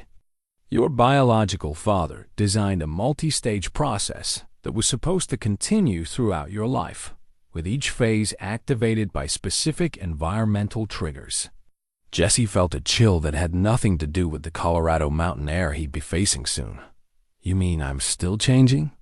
The bumps on your back, the elevated radiation in your blood, even your recent symptoms, they may all be signs that your body is progressing to the next stage of genetic modification." Kane's professional demeanor couldn't hide his personal concern. "Your biological father may have designed you to seek him out when your modifications reached a certain point." Jesse realized that his entire investigation, his growing health concerns, even his decision to confront William Clearwater, might have been programmed responses built into his genetic structure. The idea that his free will had been compromised at the cellular level was more disturbing than any of the other revelations he'd encountered. "Are you saying I don't actually have a choice about going to Colorado?" Tom answered before Kane could respond. "Jesse, I've watched you make decisions your entire life. I've seen you choose between right and wrong, easy and difficult, selfish and generous. Whatever that man put in your genes, he didn't put your character there. That came from how you chose to live your life." Jesse felt gratitude for Tom's faith in his autonomy, but he also understood that the genetic modifications in his body might be influencing his behavior in ways none of them fully understood. Still, The alternative to confronting William Clearwater was accepting a future where other families would be victimized by experiments they couldn't understand or resist. Sarah Morrison had been making phone calls using encrypted communication systems, arranging support for what she clearly understood would be a dangerous mission. I've contacted colleagues who share my concerns about classified programs that violate ethical standards. We can provide you with access credentials and technical support, but you need to understand that once you enter that facility, you'll be completely on your own. Jesse spent the next 3 hours studying facility layouts, security protocols, and research schedules that would determine the best approach to confronting his biological father. The Alpine Biodefense Research Complex operated around the clock, but certain sections had reduced staffing during specific shifts that might provide opportunities for unauthorized access. Kane prepared medical equipment that might be necessary if Jesse's genetic modifications accelerated during the stress of confronting William Clearwater. Based on what we've learned about your father's research methodology, I suspect that seeing you will trigger the next phase of your modifications. We need to be prepared for rapid physical changes that could be dangerous without proper medical support. Tom assembled supplies for what might be an extended stay in Colorado, including camping equipment that would allow them to establish a base of operations near the research facility, without relying on hotels or other accommodations that could be easily monitored. "I'm going with you," Tom announced, in a tone that suggested he wouldn't accept arguments about the risks involved. Jesse wanted to protect Tom from the dangers of confronting a classified research facility, but he also understood that his adoptive father needed to be present when the truth about Project Clearwater was finally revealed. Tom had carried guilt about his role in the experiments for 30 years, and he deserved the opportunity to face the man who'd manipulated his family. "Dad, if something goes wrong in that facility, I don't want you to be caught in the middle of it." "Jesse, I've been in the middle of this situation since 1962. It's time I stopped running from the consequences of what I signed my family up for." Tom's expression carried a determination that Jesse recognized from difficult decisions they'd faced together over the years. "Besides, you're going to need someone watching your back who isn't affected by whatever genetic programming that man built into you." Sarah Morrison provided them with identification credentials that would allow them to approach the research facility as inspectors from the Department of Energy, a cover story that would explain their interest in radiation safety protocols. The credentials were sophisticated enough to pass initial security screening, but they wouldn't hold up under detailed investigation. "You'll have maybe 4 to 6 hours before anyone realizes the credentials are fabricated," Sarah warned. "After that, you'll be dealing with federal security forces who have authorization to use lethal force to protect classified research." Kane packed medical equipment into a case designed to look like standard radiation monitoring instruments.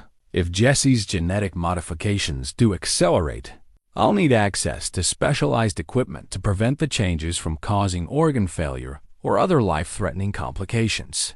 Jesse recorded a video message explaining his investigation and his plans to confront William Clearwater, leaving copies with Sarah Morrison and other trusted contacts who could make the information public if he didn't return from Colorado. "If something happens to me at that facility, I want people to understand what Project Clearwater did to our families and how it's continuing under different names," Jesse explained to the camera. "The people responsible for these experiments need to be held accountable, even if I'm not alive to see it happen." That evening, as they prepared for the drive to Colorado, Jesse experienced the strongest symptoms he'd felt since his investigation began. The bumps on his back became inflamed and painful. His energy levels fluctuated dramatically, and he noticed changes in his vision and hearing. That suggested his body was preparing for something his conscious mind didn't understand. Kane monitored Jesse's vital signs and documented the changes for future reference. Your biological father was right about one thing. Your genetic modifications are remarkable. Your body is adapting to stress in ways that would be impossible for unmodified humans. Jesse looked at himself in the mirror, noting subtle changes in his appearance that reflected the genetic modifications his biological father had designed into his DNA. He was becoming something other than entirely human, and he was about to confront the man who'd engineered that transformation. Tomorrow I meet my biological father for the first time in 30 years, Jesse said, addressing Tom and Kane, who'd risked everything to help him reach this point.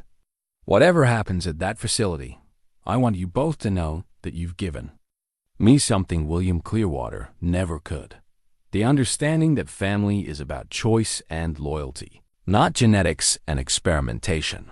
Tom clasped Jesse's shoulder with the affection of a man who'd raised a son despite impossible circumstances. You've been my boy since you were 5 years old, and that's not going to change regardless of what that man tells you about your origins. Kane checked his equipment one final time. Jesse, remember that William Clearwater sees you as the culmination of his life's work. He's going to try to convince you that everything he did was justified by the success of your genetic modifications. Don't let him make you forget the cost of his experiments. Jesse spent his final night before the confrontation thinking about his two mothers, about the families who'd been victimized by Project Clearwater, about the children whose lives had been shaped by experiments they'd never consented to undergo. Tomorrow he would face the man responsible for 6 decades of suffering, and he would demand answers that might finally bring justice to the families who'd paid the price for scientific ambition. The Alpine Biodefense Research Facility looked exactly like the satellite photographs had suggested, a sprawling complex of concrete and steel buildings connected by underground tunnels, surrounded by multiple security perimeters that screamed classified military research. Jesse felt his genetic modifications responding to the stress as they approached the main checkpoint, his enhanced senses picking up radiation signatures and electromagnetic fields that normal humans wouldn't detect.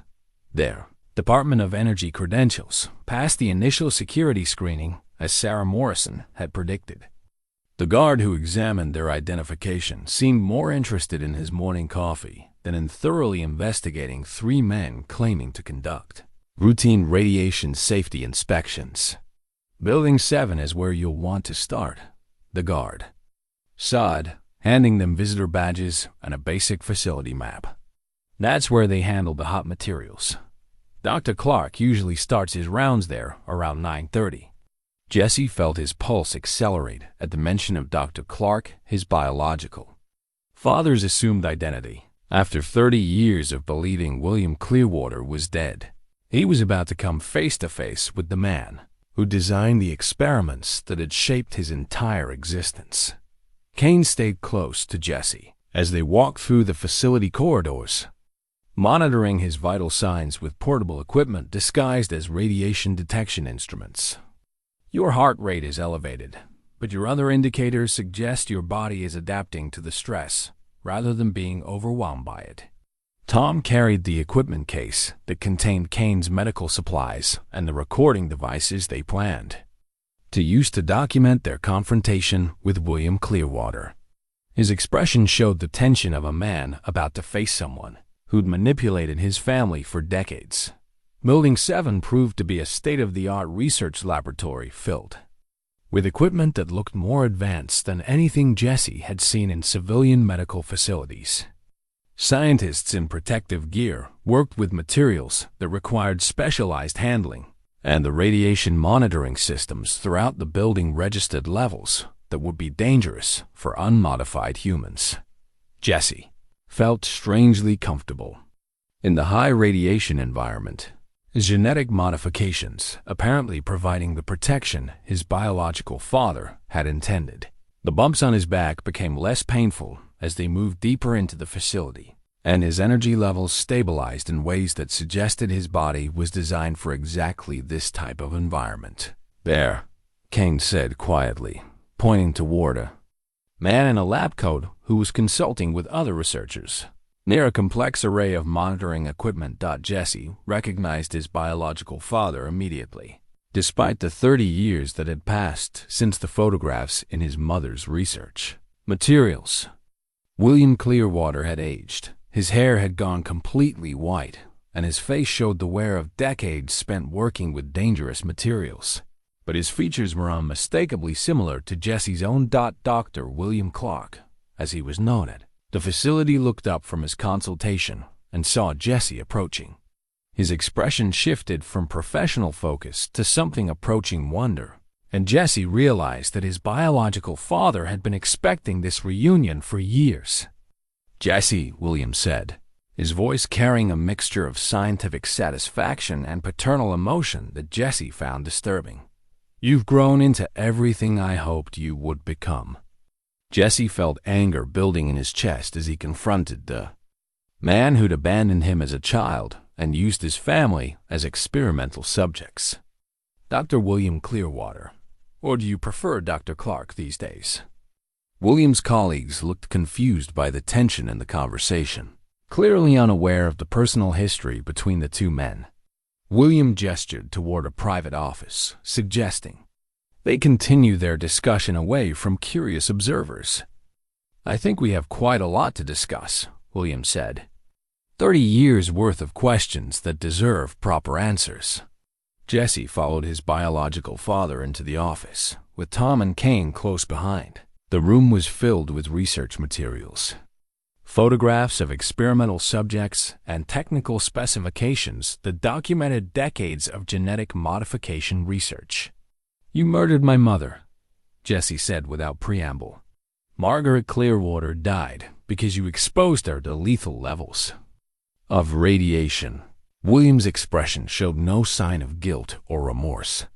"Margaret volunteered for the experiments, just as I did. She understood that scientific advancement sometimes requires personal sacrifice." Jesse felt his genetic modifications responding to his emotional state, his enhanced senses picking up details about his biological father's physiology that suggested William had undergone extensive modifications himself. The man sitting across from him was no longer entirely human. She volunteered to be slowly killed by radiation poisoning? She volunteered to participate in research that could save millions of lives by creating humans capable of surviving in radioactive environments. William leaned forward, his eyes showing the fervor of someone who devoted his life to a cause he considered supremely important. "Jesse, you represent the successful completion of that research. Your genetic modifications prove that humans can be enhanced to survive in conditions that would kill unmodified individuals." Kane stepped forward, his medical training allowing him to recognize the signs of genetic modification in William's appearance. "Dr. Clearwater, you've modified yourself as well. What kind of enhancements have you undergone?" William smiled with the satisfaction of someone discussing his greatest achievement. "I've spent 60 years perfecting the techniques I developed for Project Clearwater. My current modifications allow me to survive in space environments, underwater at extreme depths, and in levels of radiation that would be instantly lethal to normal humans." Jesse stared at his biological father, realizing that the man who'd created him had transformed himself into something that barely qualified as human. William Clearwater had become a living example of the enhanced beings he'd been trying to create through his experiments.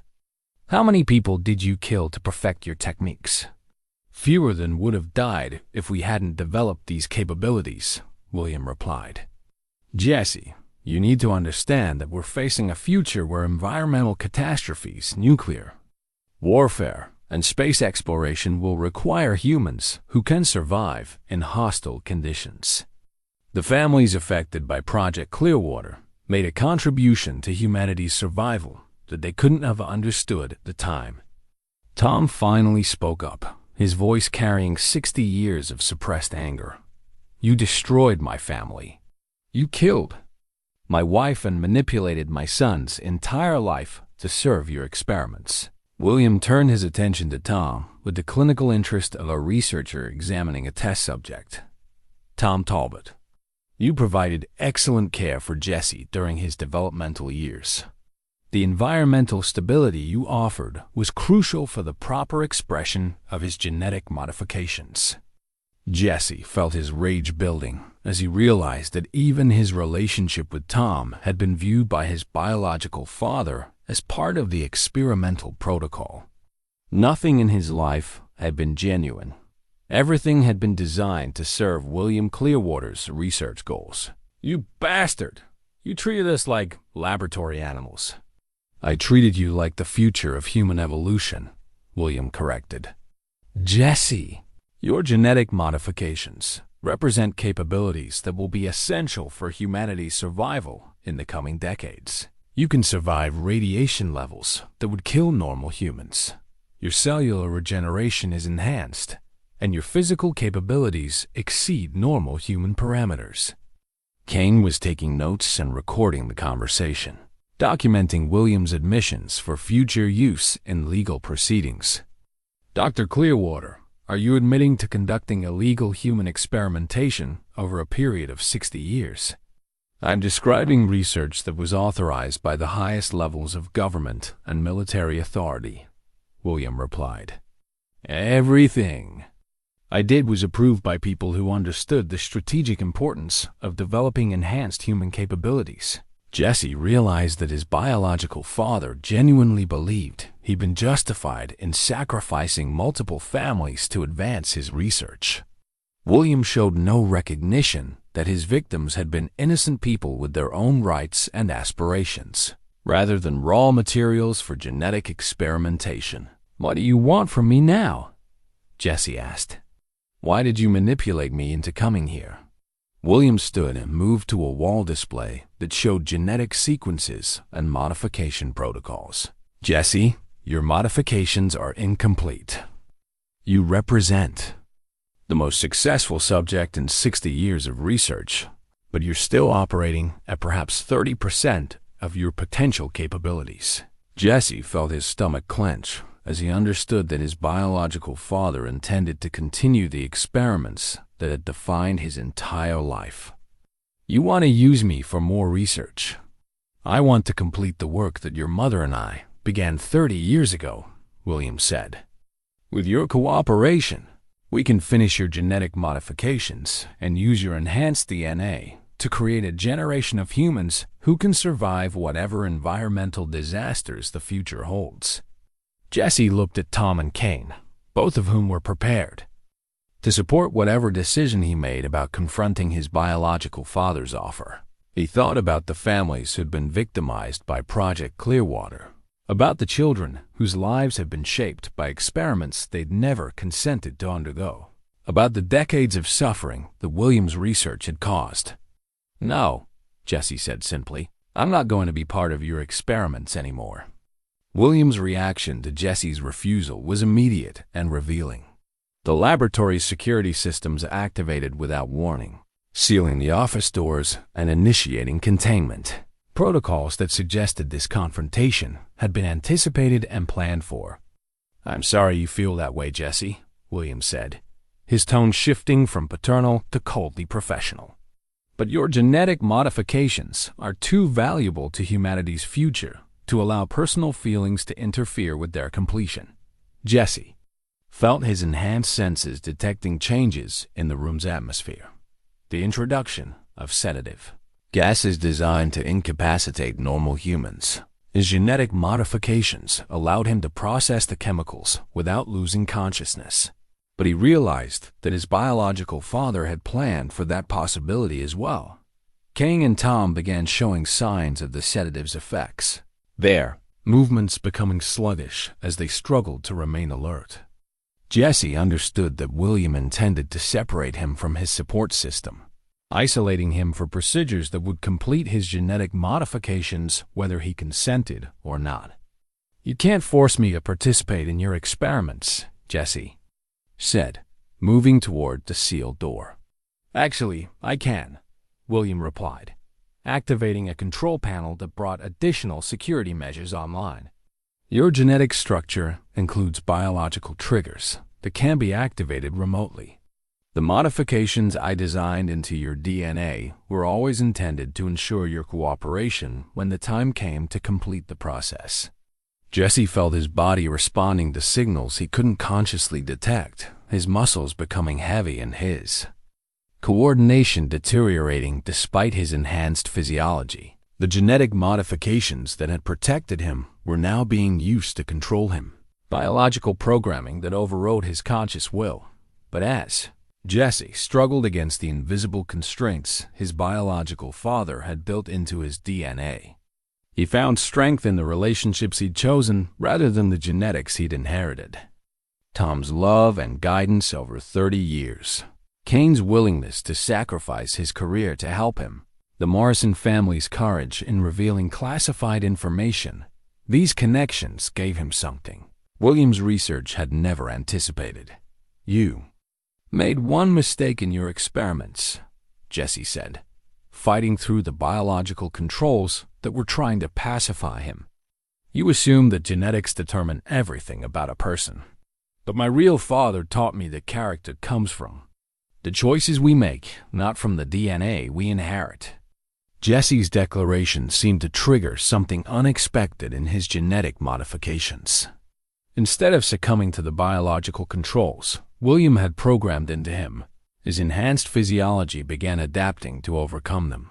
The bumps on his back became hot and painful, but his strength and coordination returned as his body rejected the external commands.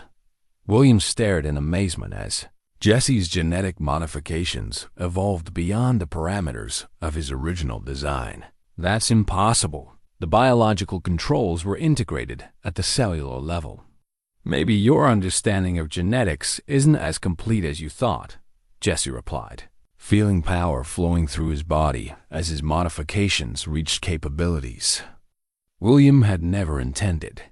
Kane, despite the effects of the sedative, managed to activate the medical equipment he brought to document Jesse's condition. The monitoring devices showed genetic activity that exceeded anything in William's research files. Jesse's DNA was rewriting itself in real time, evolving beyond the constraints his biological father had tried to impose. Jesse approached the sealed door, his enhanced strength allowing him to bend the metal security barriers that would have contained normal humans. The laboratory's containment systems had been designed to hold subjects with the genetic modifications William understood, not the evolved capabilities Jesse was developing. Jesse, if you leave this facility, you'll never understand the full extent of your capabilities, William said, his scientific curiosity overriding his concern about losing control of the situation. Your genetic modifications are entering uncharted territory. Without proper medical support, the changes could kill you. Jesse paused, considering his biological father's warning. His body was experiencing transformations that went beyond anything documented in William's research. Changes that could indeed prove fatal without expert medical intervention. But Kane stepped forward, his medical training allowing him to assess Jesse's condition despite the sedative's effects. Jesse, you're vital. Signs are stable. Your body is adapting to the genetic changes in ways that suggest the modifications are self-regulating rather than spiraling out of control.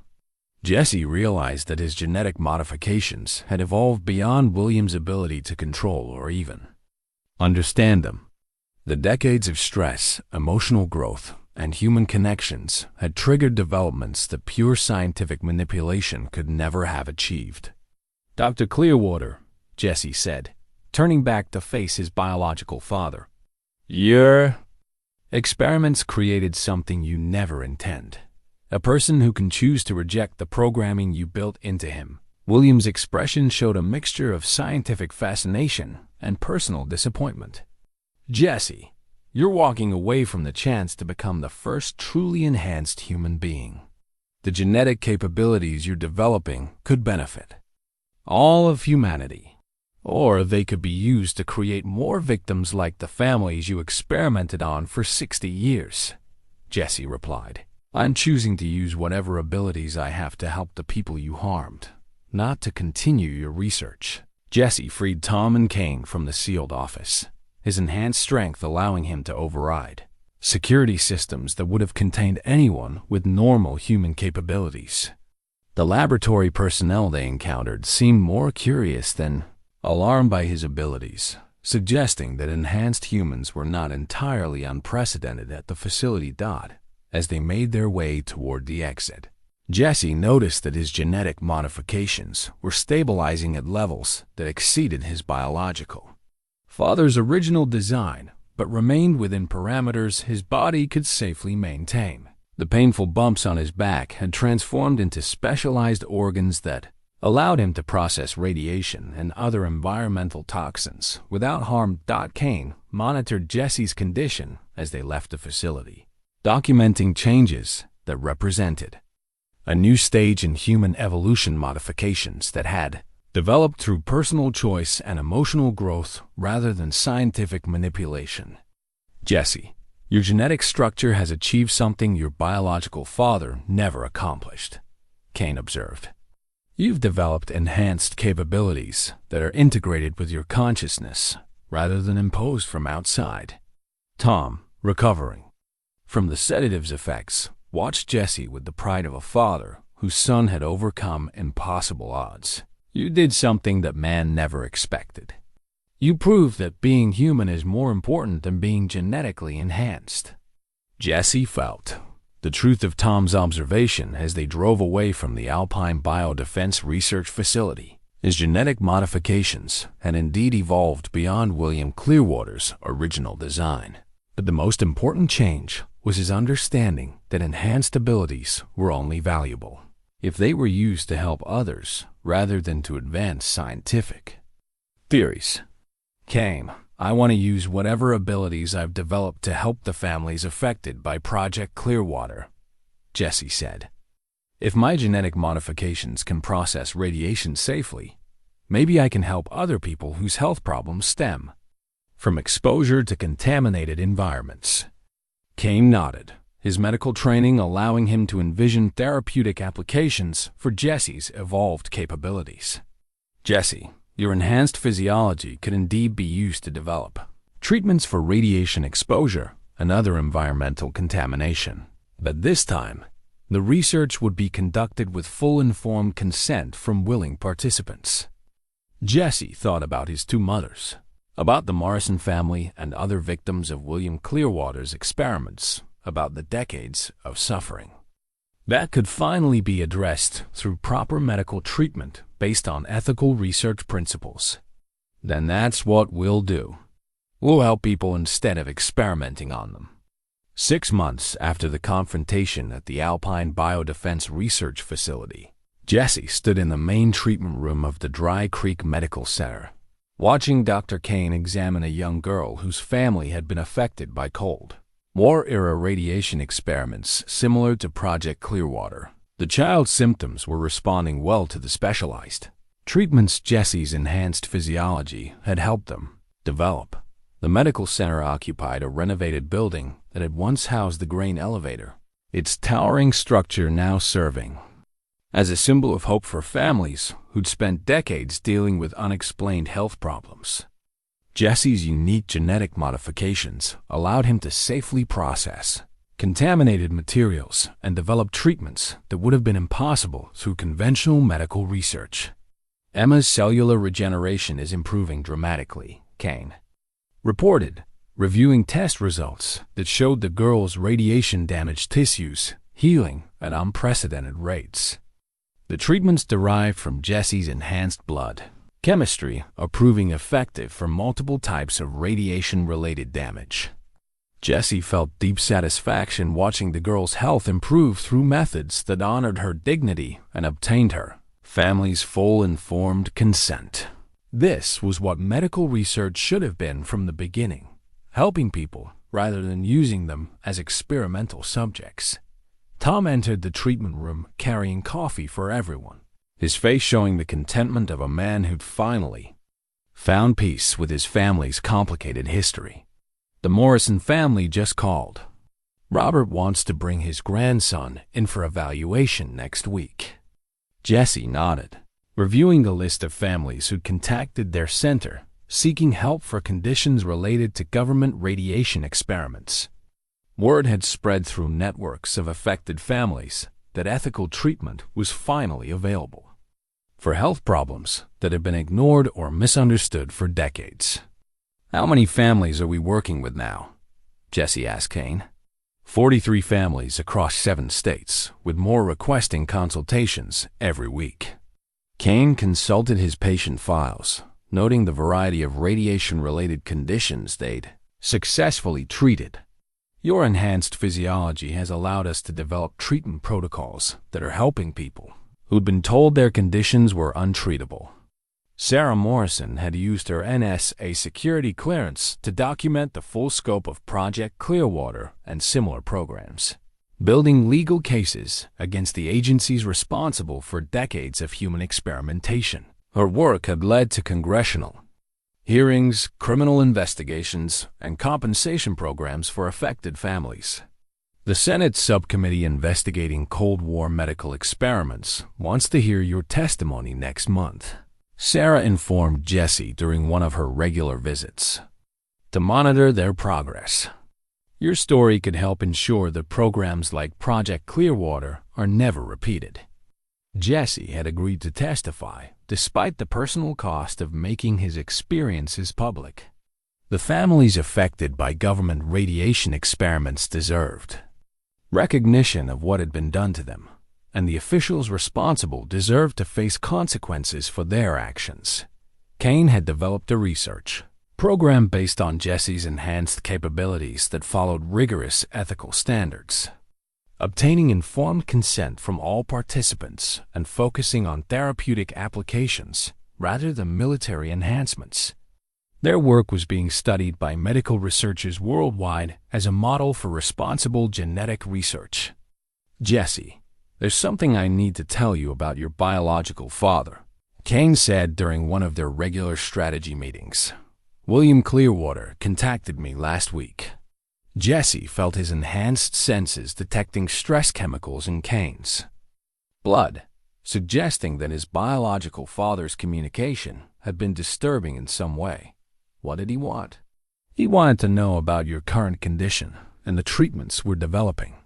Apparently, his modifications are becoming unstable, and he needs medical intervention to prevent organ failure. Kane's expression showed the ethical dilemma of a physician asked to help someone who'd caused tremendous harm. "He's asking for your help." Jesse thought about the man who'd created him through genetic manipulation, who'd sacrificed multiple families to advance his research, who tried to control his life through biological programming. William Clearwater was facing the consequences of his own experimental modifications, and he wanted help from the son he'd abandoned and manipulated. "What did you tell him?" "I told him that any medical treatment would require his full cooperation. With congressional investigations and his commitment to help us understand the full scope of Project Clearwater's effects." Kane paused, clearly uncomfortable with the situation. "I also told him that you would make the final decision about whether to help him." Jesse considered his options carefully.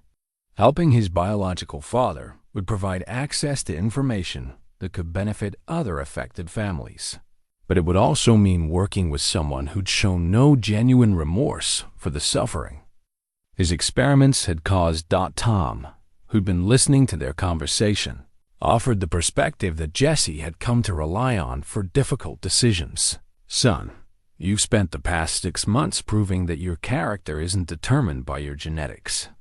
Whatever you decide about helping that man, make sure it's based on your values, not his." Jesse walked to the window that looked out over Dry Creek, seeing the town that had shaped his understanding of community, loyalty, and ethical responsibility.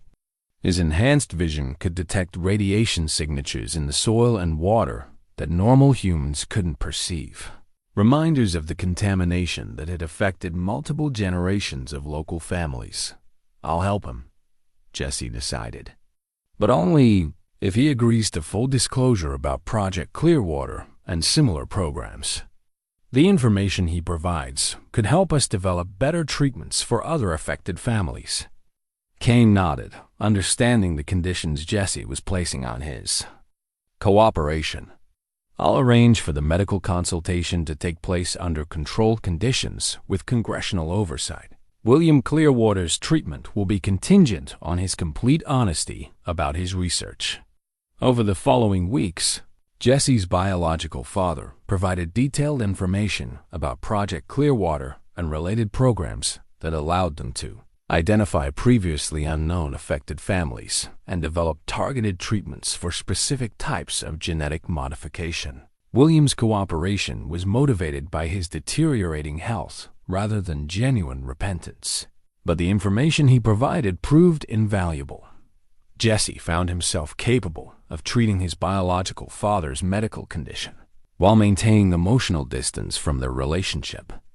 His enhanced abilities allowed him to stabilize William's failing modifications, but their interactions remained clinical rather than personal. Your genetic evolution has exceeded anything I thought possible, William admitted during one of their medical sessions. You've achieved capabilities I never designed while maintaining your essential humanity. Jesse felt no satisfaction in his biological father's acknowledgement, understanding that William still viewed him primarily as a successful experiment rather than as a person deserving of respect and autonomy. But the information William provided helped Jesse develop treatments that restored health and hope to dozens of families who'd suffered in silence for decades. The Dry Creek Medical Center became a model for ethical medical research, demonstrating that enhanced human capabilities could be used to heal rather than harm. Jesse's story inspired other survivors of government experimentation to come forward, creating a movement for accountability and justice that reached across multiple generations. Tom's health improved dramatically under Jesse's care. Their relationship, strengthened by the understanding that family bonds are built through choice and commitment rather than genetics alone. The ranch that had been contaminated by Project Clearwater was restored to safety through Jesse's enhanced ability to neutralize radioactive materials. You know what I'm proudest of? Tom said one evening as they sat on the porch where Jesse had first learned about the bumps on his back. Not that you turned out to have special abilities, but that you chose to use those abilities to help people instead of to gain power over them. Jesse felt the truth of Tom's observation as he watched the sun set over hills that no longer concealed deadly secrets. His genetic modifications had indeed made him different from normal humans, but his commitment to using those differences for healing rather than harm had made him the person he chose to be. Dad, do you ever regret signing those papers back in 1962? Starting us down the path that led to all of this, Tom considered the question carefully, looking across the pasture where their cattle grazed on land that was finally safe from contamination. I regret that your mothers had to suffer from my decisions, but I can't regret the man you became despite everything that was done to our family. Jesse understood that his story represented both the worst and best aspects of human nature. The willingness of some people to sacrifice others for abstract goals, and the capacity of others to choose healing over revenge, community over isolation, ethical responsibility over personal advantage. The old stone well that had been the source of contamination for 3 generations was now clean. It's water safe for the first time since the 1960s. Jesse visited it regularly, remembering the day he'd collapsed beside it and begun the journey that had revealed the truth about his origins and purpose. Sarah Chen, their neighbor who'd first urged him to see a doctor, stopped by one afternoon with news that her own family's health problems were finally being properly treated through the medical center's programs. Jesse, she said, I want you to know that watching you fight for the truth about what happened to our families has given all of us hope that our suffering meant something. Jesse realized that his transformation from a simple ranch hand into an enhanced human being capable of healing radiation Damage was less important than his choice to use those capabilities in service of justice and compassion. His real legacy wouldn't be his genetic modifications. It would be the families who'd been helped, the truth that had been revealed, and the community that had been healed. As he stood by the old well where his journey had begun, Jesse understood that accepting his true nature hadn't meant becoming what his biological father had intended. It had meant choosing to become the person his experiences, his relationships, and his values had prepared him to be, someone capable of transforming suffering into healing, secrets into truth, and isolation into community. The bumps on his back had finally faded, replaced by the specialized organs that allowed him to process toxins and help others heal from similar damage. But more importantly, the questions that had driven his investigation had been answered.